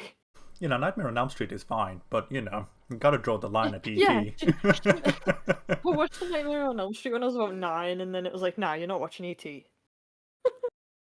Really weird. I mean, to be fair, I'm pretty sure I watched Evil Dead 1 and 2 before I watched E.T., so make of that what you will. Oh, there's an Evil Dead game coming out, isn't there? There is. It looks fun. It does look goofy. If it's single player, I might have a crack at it, but if it's multiplayer, I'm like, screw that. It's like, how dare you expect me to have friends game?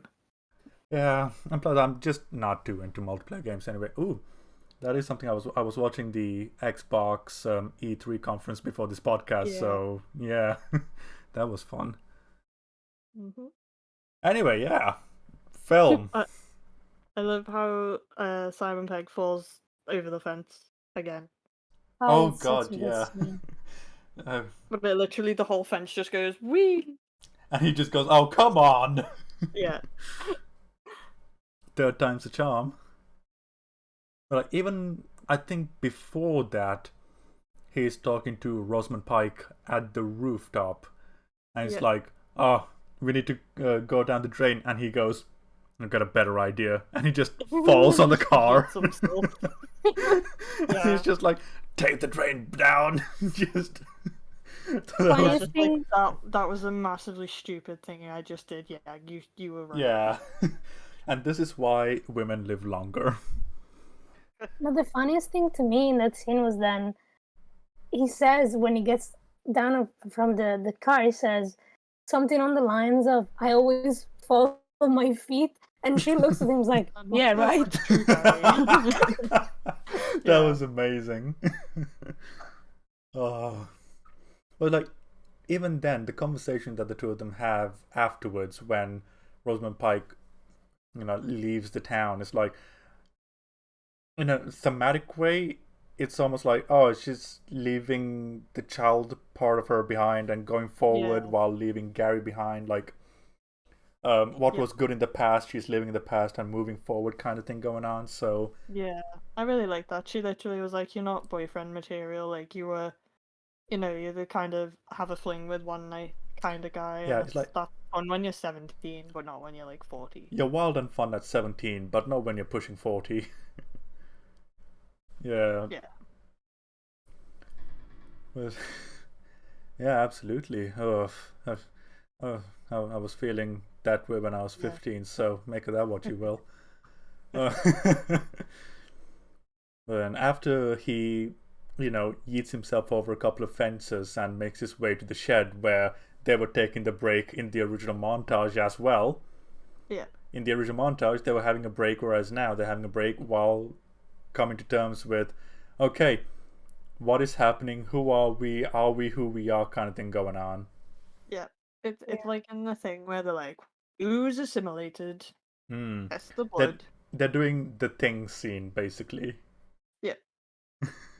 Homage to all sci-fi movies. Hmm. It's so It's good. really cool how they set up the information during the mermaid pub sequence, and now they're using it in a practical way. Yeah. So yeah, and also in terms of like trustisms going on, it's like the king demands a trust from the others, but doesn't trust them? Yeah. Question mark. Yeah. And then when they're like, "Show us your arm," he's like, "I refuse." Yeah. Yeah. Which I was like, I don't get that because you are who you say you are. Just show them your arm, you dumb butt.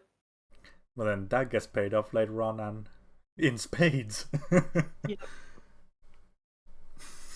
I love how he's like, "Oh, what about that scar on your finger?" And Nick Frost literally gives him the finger. And he's like, "Oh yeah, you are you." It's like not even taking into account that he's flipping him off at the moment.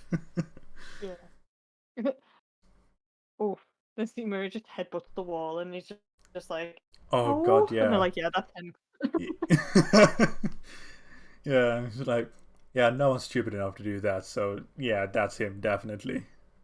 Mhm. It's like, it's cool because you get to see just how much he really wants to hide that grown-up side of himself, to the point where he's willing to do physical harm in front of others instead of showing it. Yeah. Yeah. He's basically a very good example of self-destructive tendencies. Hmm. True, true. Ah, and you know what?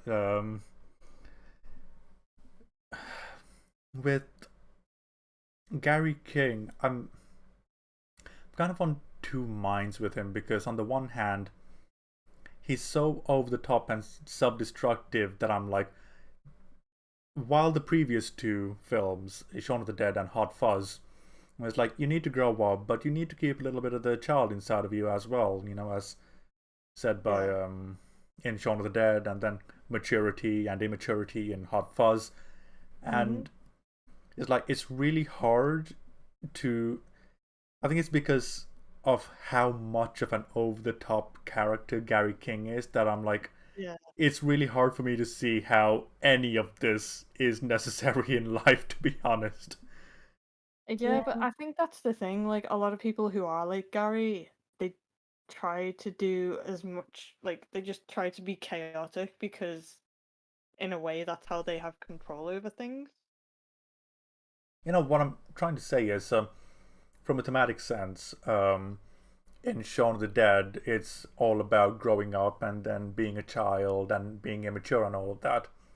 Yeah. And by the end of the film, there's a happy balance between the two, grow up, but yeah, and this Gary's one kind of the same. Yeah, I see what you mean. Yeah, it's like, it's so extreme that I can't believe that any of what Gary is good for you. Like, that's how over the top he is. So that's why I'm of two minds about this one. Maybe you aren't supposed to be like him. Maybe it's supposed to be like a cautionary tale, because that's the vibes I got from this film. True. Because it's like, literally, if you think about it, the thing he wants to do, go to the world's end, is the thing that causes the world's end. Like, literally everything he does leads to destruction. So maybe it's supposed to be like this is what happens when you self-destruct, it can harm other people too, kind of thing. But that's just my I would be more on board with that had it not been for the ending. Because the ending kind of rewards him for his behavior. That's one thing I didn't. I think I remember when I watched it in the cinema, the ending was, for me, it just kind of felt like they didn't know what to do. So they were just like, oh yeah, this is what happened at the end. I felt the same way about the ending. This ending, this one has the weakest ending out of all of them. Definitely. I think this ending had to be different. I feel about this ending the way I feel about the ending to Hill House. Whereas, like, thematically, I can kind of see what you're going for, but it does not make sense. From narratively and then everything that's supposed the actions right now, nothing makes sense. So I gotta imagine that the original ending was more in the lines of Gary's actions at the world's end caused them all to die. Yeah. I think but I guess maybe he was just like, I don't want them all to die though, so he kind of retconned it a little bit. I gotta imagine that was it. Because with this particular ending, everything that we've set up until the ending is rendered a bit moot. Yeah. Because the entire... Like, it would have made much of a more of a like statement if they had all died, because it's like, look, his entire personality, like the destructive tendencies, the refusal to change or even try, is what caused the ending of the world, basically. And beyond that, that would have fit him. And to build on that, when he, at the end, when he's got the swords and, all the kid versions of the friends with him, it's like... he never grew up, kind of thing. Yeah, it's like he... Don't grow up, because if you don't, you'll be rewarded with what you want. That's kind of a really balked message in this film. Yeah, because at no point in this film has it been complimentary to Gary King. It's always been very, okay, look, Gary, enough's enough kind of thing. Whereas the ending's like, oh yeah, Gary got exactly what he wanted, and he's happy now. And I'm like, fucking what? Yeah, that's kind of what disappointed me, because up until that, I'm like, I kind of love the fact that he's a self-destructive person and you're not meant to like him. Yeah, so I would have been okay in two ways. Either what we already spoke about, where everyone died as a result of his destructive tendencies, or Nick Frost and Paddy Considine's character, the two of them doing what they should have done a while ago, which is leave that toxic part of their childhood behind Yeah. and move on away from the town, just like Rosamund Pike did. Yeah. Yeah. Yeah. Or like even have Gary die. Yeah, that's what, like, leave him behind at the world's end. That's what I kind of would. For me, I feel like that would have been a more. Then it works as a cautionary tale. Yeah, because we got the cautionary tale from Gary King's point of view, where he stayed behind to the point of self-destruction, literally. And we also got the thematicisms with Rosamund Pike's character leaving him behind and moving forward with her life, and Nick Frost and Paddy Considine leaving him behind and moving forward with with their lives. So it would have been thematically consistent, and it would have been a cautionary tale at the same time. Yeah. See, that's what I think. I think maybe Edgar Wright just was like, no, I just kind of want to have a happy ending because it was the last film in the trilogy. Maybe I don't know. True, Because true. if you think about it, like him dying would be a bit of a grim ending, even if it works thematically. I think maybe for Edgar Wright, he was like, I don't want to leave it on a sad note. Yeah, I was feeling the same thing. I was like, I think it just wanted a happy ending for the end of the trilogy. Yeah. What I think works though is the fact that Gary's personality can only work fully in the post-apocalyptic Apocalyptic, yeah. It works because world. of the world, like the state of the world afterwards. Yeah, So it's that's kind the of only like his way. personality was like kind of made for that world because he's chaos in a person. Yeah. Kind of works as well, I suppose. Yeah, that's what I mean. Like, it works on some levels, but when you take the writing and the themes that are supported by the writing in the rest of the film, it doesn't hold up nearly as well. I think we were talking about it last week with Hot Fuzz as well, where it really felt like at the end Nick Frost was supposed to die, but it didn't, Yeah. and took the place of the girlfriend instead.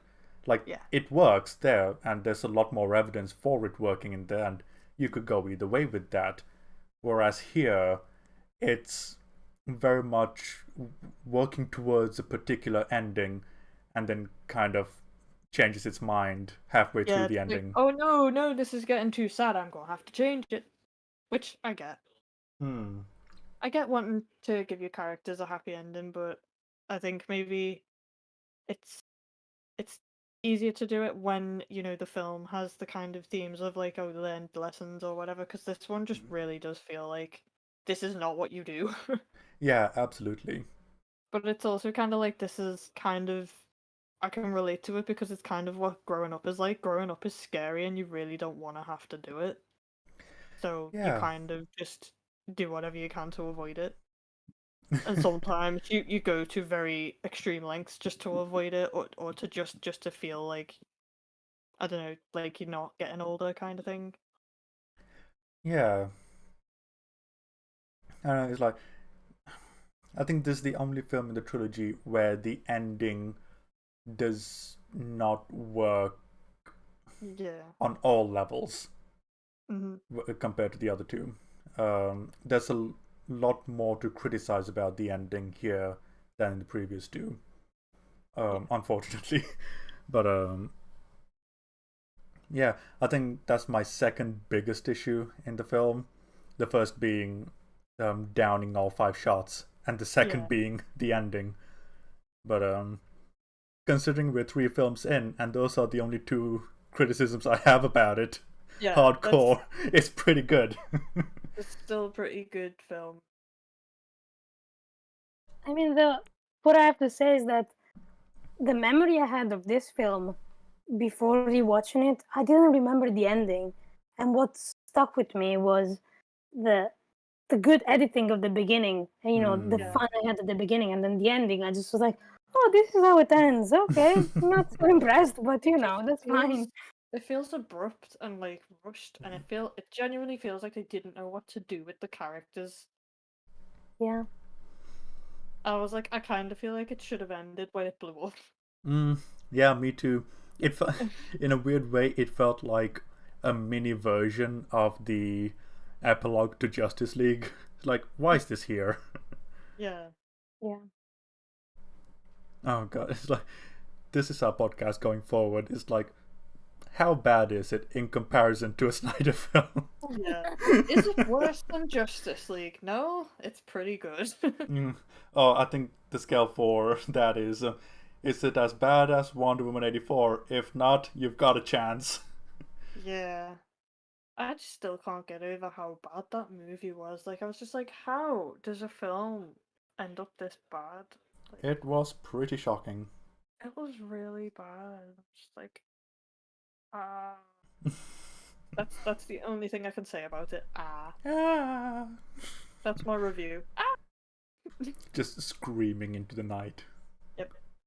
It's like that scene in Brooklyn Nine-Nine where you know where Andy Samberg's playing the guitar and he just goes, ah. That's my Yeah. review of Wonder Woman 84. It does feel like that. You're right. The whole Yeah. film feels like that. Yep. Oh.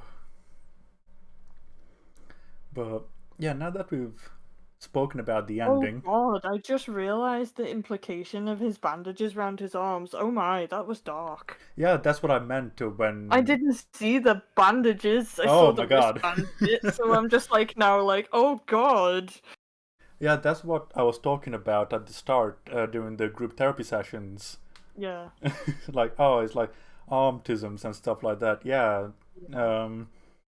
It was. This is why I was certain that his path had one ending. Yeah. But it didn't, He's already apparently. going down the self-destructive, yeah. This conversation, though, it is pretty funny with him and Yeah. the supreme intellect Oh or whatever god, it yeah. is. Yeah, just the fuck off, you big lamp. Oh god, yeah, it's like, we have conquered 2,000 worlds. Who are you to tell me I'm wrong? Because I do, or something like that. It's just, Yeah. you two are two intoxicated humans. What do you know? Fuck off! Just like the entire interaction here is just comedic gold. So I love it. funny. Yeah. And the arguments that everyone is using, pretty logical. It's like, it's the two Yep. sides of the same coin, but it's like, how extreme to the side do you want to be, kind of thing going on. Yep. Yeah. I don't know. Anytime I see Martin Freeman, all I see is Bilbo Baggins. I'm not gonna I lie. know. Yeah. Same here. Like, oh my god, Bilbo. Or I just see oh flipping hell, I forgot the name. He's in Sherlock, isn't he, as well? Martin He Freeman. is, yeah. There we go. I couldn't Yeah, remember he Watson's plays name. Watson. I'm sorry, Watson. But yeah, I just see Watson as well. Oh 'Cause god, yeah. That's like the thing. Those are the things I've seen him the most in. Fair enough, fair enough. Remember when Sherlock was good? Yeah. But anywho, it's really cool how he has this really interesting moment of like, oh hey, you can go back to the glory days, and this is like the only time in the film where I'm like, oh, like that's why I'm like, I'm of two extreme minds about this ending, because over here he does have a redemptive-ish arc where he refuses. Yeah, where he rejects the past in a way. And I'm like, okay, so it does kind of work from a narrative point. But from a thematic point, based on all the evidence there, it just falls apart. But yeah, that's the main reason why I have like conflicting thoughts about the ending of this film, more so than the other two ever did. Yeah. And it's kind of interesting also how, for a large majority of the time, the king is talking to the other invading quote-unquote king. Yeah. And it's like a basically a discussion between two kings that are trying to, I don't know, like come to an agreement before fighting, kind of thing. I can't remember. Yeah, it's almost like the Tell me. negotiating terms That's of it. a ceasefire or terms Yeah, of something surrender like kind of that. thing. Well, more of a surrender than anything else, yeah. Yeah. Yeah. Basically, the two sides asking for surrender before being like, okay, we're gonna kill you then. And it's like just the entire time the two of them are just hurling curse words and swear words at the computer, and it's like, oh, so uncivilized. It's like, stop swearing, and like, fuck off. Just Yeah. it kind of reminded me of Captain America in Age of Ultron, where Iron Man goes shit and Captain And America he says goes language. language. It's like, oh my Yeah. god. That's my favorite part in that film, by the way. It's great. It's one of the few parts about that film I like in general, but you know. Yeah. I like the bit where he goes off, fuck off back to Legoland, you C-word. I'm like, Legoland? That's just random, but okay. Why Legoland? Just Yeah, that's what I was thinking. I was like, just so random. it's like I said, this interaction is just mental, and then Paddy Considine comes in and just adds another wheel into the chaos. Yeah. When It's it's just like 3 drunk men, actually. Yeah, and then the Three Musketeers thing comes full circle when, Yep. yeah, when finally he just goes, yeah, all right, you can have it, Yeah. and they go, really? Yeah, fuck it, and then There's just no leaves. arguing with you. Fuck it. Yeah. And then it's like, oh, who's uncivilized now, Mr. Weird Light? It's kind of cool because like the impudence of humanity just seeps into everything, Yep. even the supercomputer. I think Even the supercomputer's like, I've had enough of this shit. yeah, because like I think the final nail in the coffin was when he said, "Oh yeah, just how many people are actually human in this town? I don't know, 1, 3. 2, maybe 3." It's like, okay, so we haven't been the most successful here, but you know, we try our best. And then the strength of the conversation shifts all the way to the king and his merry men as opposed to the supercomputer, and it's like, oh, the change in dynamics in the conversation is really interesting. Yeah. Oh, he just got to the Legoland bit. Oh. But Oh, I just realised something. I think it's quite early on in the film where Andy calls the New Haven a black hole. And then it literally it kind of implodes like a black hole, and I was like, "That's really neat." True. And that one's not even a trivia. That's just one I noticed on my own, and I'm like, "Well, Oh, fucking worthless, that's aren't they? cool." Yeah. Like, there's my useless information for the day. Like, you and David, that's all you need. He'll sort out IMDb, you sort out the trivia. And then I'll be on the sides waving my pom-poms left and right. It's like, you go, guys! Yeah! You can do it! Yeah, we spoke pretty heavily on the ending of the film just before we got to the ending of the film, like a Christopher Nolan narrative. Yep. Oops. But no, it's fine. But it's like, this is my other 0.5 of an issue, which is, why the fuck did Rosamund Pike come back? Yeah, that was a bit weird. I was like, I mean, it was kind of implied that she came back for Steve. Yeah, but it wasn't like confirmed. It was just like, yeah, I came back for you guys, and I was like, I thought that would have been like, I came back for Steve. Even then, it's like, considering the sheer amount of work given to the narrative and how everything has multiple plans and payoffs, like Rosamund Pike coming back for them wasn't set up at all. That's what I have a bit of an issue with, because she left and I was like, okay, that is the end of her narrative. She left the kids behind and she moved on with her life. And then she came back. It's like, oh, okay, cool, I think. And this is why I'm so dissatisfied with the ending, because of the lack of cohesion in the narrative. Like it's like they just went, oh, how can we end this? Yeah, let's just throw things in there. Yeah, because when she comes back, this is the only time in the trilogy where I would say this is a contrivance. Yeah. I just think they would like, we have Rosamund Pike. Let's just bring her back for the ending. So I mean, look, I love just Rosamund have Pike. her there. Anytime she's in a film, I smile. I loved her in James Bond. Oh god, yeah, Die Another Diana. Day.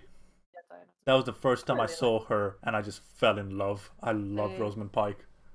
I think she also confirmed my bisexuality, not gonna lie. She was in The Libertine with Johnny Depp, which is a weird film.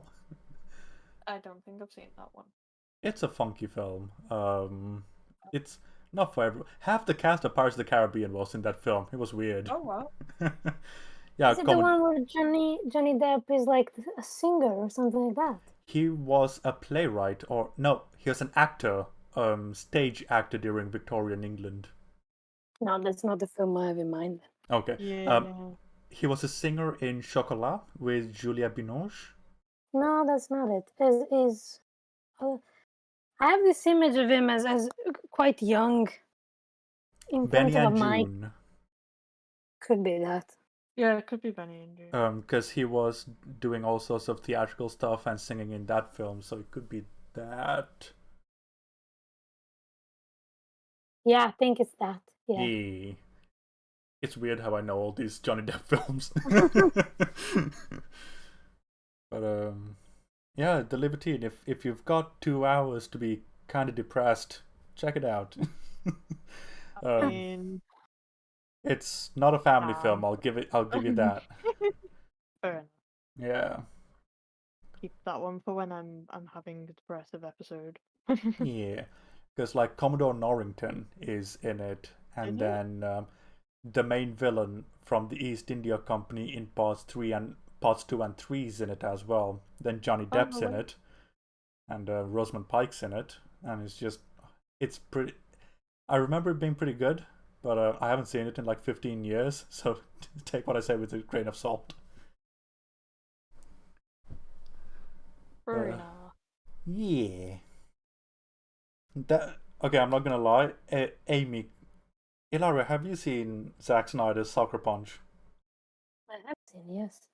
It's like, in a weird way, didn't the ending remind you of the robot explosion in Sucker Punch crossed with Doomsday's explosion? A little bit. Shit. Now that you make me think about it, yes, yes, it does. It's like, oh my god. Like the two influence each other. Zack and Edgar. We should make a film together. It's there. Oh my god. Like, I would pay to see that film. Absolutely. If by some miracle they ever watch this podcast, please work together. Like, Edgar write the script and just, I know you can do it. And then Zack, stay away from the script, but just direct, man. Yeah. Oh. He maybe might want to stay away from the cinematography though. Like, I know he tried, but really, Army of the Dead cinematography was very. I was not a fan of it, honestly. Like, I get you were trying something different, but it was God different. damn, this film is blurry. Yeah, it's like Army of the Blur, but yeah, man, just stick to your regular cinematographer and just stop using experimental Japanese lenses from eBay. Just yeah. But it's like, I was watching an RLM video, and on Army of the Dead, there are a couple of dead pixels as a result of the camera malfunctioning, and it's still there. And I'm like, holy shit! How did this get through quality control? Big oof. Yeah, I was like, this is kind of. It's like, oh. Kind of a rookie move, really. Yeah, I mean, I get dead pixels are hard to catch on at times, but you know, when it's so consistent, it's like But yeah, the RLM video for Army of the Dead was really interesting, so I'd highly recommend giving it a watch. Red Letter Media, in case anyone wasn't sure what I meant. Oh yeah, I think I've heard of them. Yeah, they did the Star Wars Plinkett reviews back in the day. Oh. So Oh, yeah, they're pretty good when it comes to talking about film most of the time. Had a very different reaction to Justice League compared to us, but Army of the Dead, we're kind of on the same page. did they like Justice League? They thought it was better than Joss Whedon's version. A lot of people say that, and it's like, yeah, it's better, but it's not. Yeah, it's still shit, It's not guys. good. It's better than it, but it's not good. Like, I would say Wonder Woman 1 is better than Wonder Woman 84, but that's not because Wonder Woman is good. Yeah, That's exactly. literally because it like makes somewhat more sense. Yeah. It's like Like from the beginning, Wonder Woman 84 has like you're like, no, this makes no sense. It's mental because like I think our podcast is one of the few on the internet is like because most people are like, oh, the third act of Wonder Woman sucks, but we're like one of 5 podcasts is like, yeah, the controversial point is Everything all sucks. of it's shit. But Don't they have a problem with the whole world that they built that doesn't make any sense? Like that still bothers me. Yeah. Like geographically, it doesn't make any sense. Yeah. I was like, you ruined Wonder Woman. How did you do that? oh well, I'm still salty about it. DC's a funny universe. Yeah. um, yeah, I mean, we talked about the ending for quite a bit, so do you guys have anything you'd like to add to the film in terms of commentary slash discussion slash critique? I can't think of anything. I feel like I've said pretty much all I can say about the film. That I think it would have worked better as a cautionary tale as opposed to actually he's okay now. Mm, And it's like, is he? I mean, literally, given the fact that you just suggested he's got like self-harming tendencies, like I feel like the end of the world would make that worse. Yeah. So the fact that he's just magically okay, I'm just kind of like, that seems a bit weird to me. yeah, and then there's the entire thing about, oh, him literally staying behind in the glory days is what was best for him all along. And Yeah, I'm just kind of like, is it though? I don't, maybe it's overthinking it again, but maybe because we saw every other person that was part of the group move on into London and the decimated parts of the rest of the world, and fucking Gary King is the only one that is still roaming around in the wasteland by himself with the young versions. So maybe it's kind of like him staying in purgatory with the memory of his youth while the Maybe. others left him behind and moved on with their lives, kind of thing. It's kind of like a repeat, a little bit. If I kind of Yeah, think about it, because because that's they what moved literally away. happened. Yeah, and then yeah, Because he was like, literally, when that night ended, he was like, nothing good happened. So, Yeah. in a way, it's the same thing. I repeat, like, that as soon as that night ended, the world ended, so there was just nothing else. So it's kind of, in a way, kind of fitting. yeah, But like that's kind of why I still feel like it should have just ended when it blew up, because it's kind of still, you still get that, feeling of literally what he said was after the pub crawl, there was literally nothing. yeah, and what I just said, I think that's the only time where I would say I say that, but I don't think there's a lot to support what I said.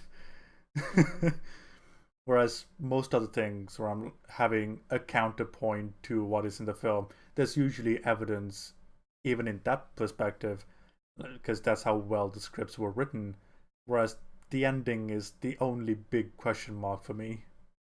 Yeah, I think it could have been done a different way, but I still think now that I've thought about the whole like he said there's literally nothing, and then he just went back into because after obviously when they were kids when they did the pub crawl he still stayed there. He still in his mind he was still like that kind of character. So it's in a Mm. way like when that finally gets to the end, it's just the same things happened again. It's like history repeating itself kind of thing. That's kind of one way it works. Yeah, it's like narratively, it does work, but when you take the entire package into account, that's why I said it really feels like Hill House, where it's like it works, but it does nothing supported here. Hmm. It's very contradictory to itself, even though, Yeah, like yeah, I'm saying it works. I'm not saying I like it or that I think it's good. I'm just saying that's how I kind of fit it into the ending. It's just like it's just repeated again. yeah. The repetition of history is absolutely something that happens, and it's like, oh, he stayed behind just like he did then, but it's like this Yeah, time around he's rewarded for staying behind, and that's yeah, contradictory to what the film.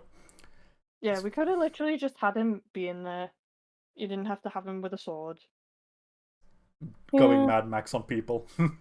Yeah, basically being like, no, I'm gonna defend my blank friends who Yeah, are blank. very Arthurian in a lot of ways. Yeah, like I get it. They were throwing all the medieval and the you know Three Musketeers references in there, so. And I think they just wanted to give Simon Pegg a sword and make him look cool.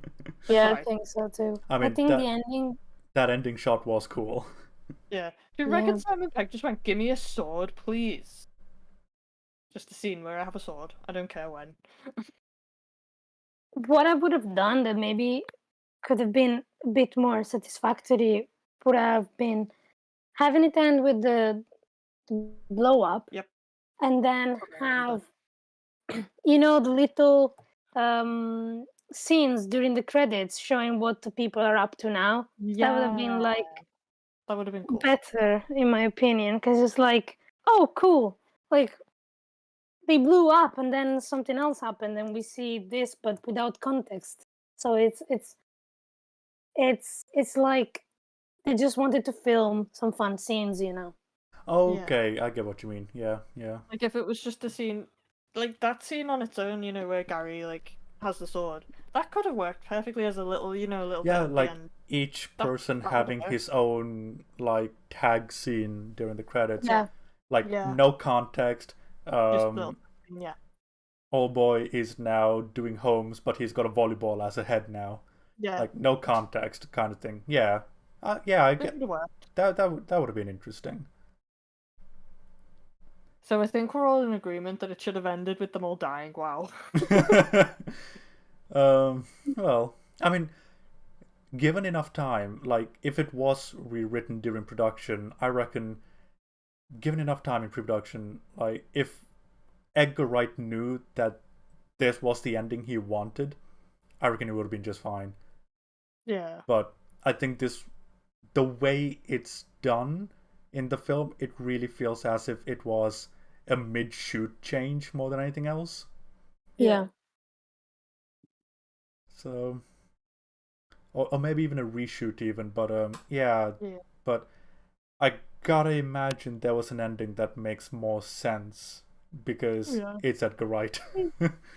Hmm. Hopefully a book will come out and we'll find out. Yeah. Hopefully, here's hoping. It'd be interesting to find out if it was a reshoot. Yeah. And if it was the ending, Like well, you know why? what? Fuck it, fair enough. Yeah. It means that Edgar Wright can be fallible sometimes, and he's not the Yeah. perfect being. Well, yeah. I mean, all directors have like some failings in the film. Yeah. But He's damn ultimately, well good at not having faults though in films. Like these are three of his best films in my opinion. oh god, yeah, three, one of the best trilogies, period. I'd say. Mm-hmm. Yeah. Definitely. But definitely the weakest of the three. But even then, Yeah. still very good. Yeah. It's Yeah. very good and I like it a lot, but it is definitely my least favorite and the one I've watched the least of. Hmm. Like I've never, until now, really considered going back to watch it because I think I remember really disliking the ending. Yeah, fair enough. I dislike it less now because obviously I've learned a bit more about filmmaking and stuff, and I've kind of worked out the themes of the film, because I don't think I paid film like that much attention to films back when I went to see this in the cinema. Fair. Yeah, do you guys have any final thoughts about The World's End? It's very good. I liked it. Yeah, you should watch it if you want to have a good time. Mm-hmm. It's okay if you fall asleep at the ending, though. Yeah. You get near the end and you fall asleep, that's fine. That's Fall asleep at the explosion is fine. yeah. If you turn it off at the explosion, it works. Yeah, it's a fine trilogy. It's one of the best trilogies that we've got on film. So, literally, it's not in that conversation as much as it should be, to be honest. But I think it should definitely be included in like film studies curriculum. Just saying. For sure. in terms of writing, absolutely, fucking Yep. hell. Also, and in terms editing. of Writing, product editing, placement, Yeah, Yeah. writing and editing in these three writing, films. editing, cinematography. yeah. Also, in This- terms of product placement, because the way they place cornetos and corneto Oh, yeah. wraps, it's amazing. Yeah. Yeah, it's a very good film, and highly recommend the entire trilogy. Just watch it, man. It's just good British entertainment. Yep. It is. As a someone who discovered British films when I went to the UK to study film, more or less, besides the usual, Four Weddings and a Funeral, Notting Hill, that kind of Yeah. stuff. I have to say that now when I think about British films, this is what comes to mind to me, is the Cornetto trilogy. I just think it's such also I don't know, when I think of the UK, I just associate some of it, some more stereotypical part of it, to the Cornetto trilogy, like to the pubs and to Yeah. that culture, So Yeah. Yeah, I think we were talking about it last week with David. Like, these are three quintessentially British films yeah. in terms of definitely. lifestyle. Yeah, it's very good. And next time round, the next arc we're going through is the X-Men arc. we'll see. Ah. We'll see what happens. I don't know what'll happen. I'm So, feeling like it'll probably be a mixed bag, I mean, depending. to be fair, the only thing that went according to plan was the Cornetto trilogy. Like, we went into DC with certain expectations and came out the other side with the complete opposite. Yeah. So, I mean, I'm pretty sure when we get to the time travel tisms, it's gonna be like, oh no, these are bad. by that time, it'll be like, oh well, we had a good run. Yeah. Do you know what though? I've come to like expect when things use time travel, I'm just like, there's gonna be plot holes, there's gonna be issues. Genuinely. It's time travel. It's very hard to not have issues when you put time travel in a film. It's why I hate time travel in narratives to fix superheroes things. It's just... I do love the joke in Rick and Morty where they've literally put time travel on the shelf. Like one of the reasons why I love that show. Fair enough, fair enough. Although films about time loops, Groundhog Day. Yeah, time loops are cool. We do love time loops, like all of us. Oh seem god, to really yeah. like Like, time loops because me and we Chris kind of always made a do film time about it, loops. didn't we? Yep. But yeah, if there's nothing else to say, shall we say goodbye to the good people? Sounds like a plan. Okay, who wants to start? Oh, bye-bye. Goodbye, There you everyone. go. Bye.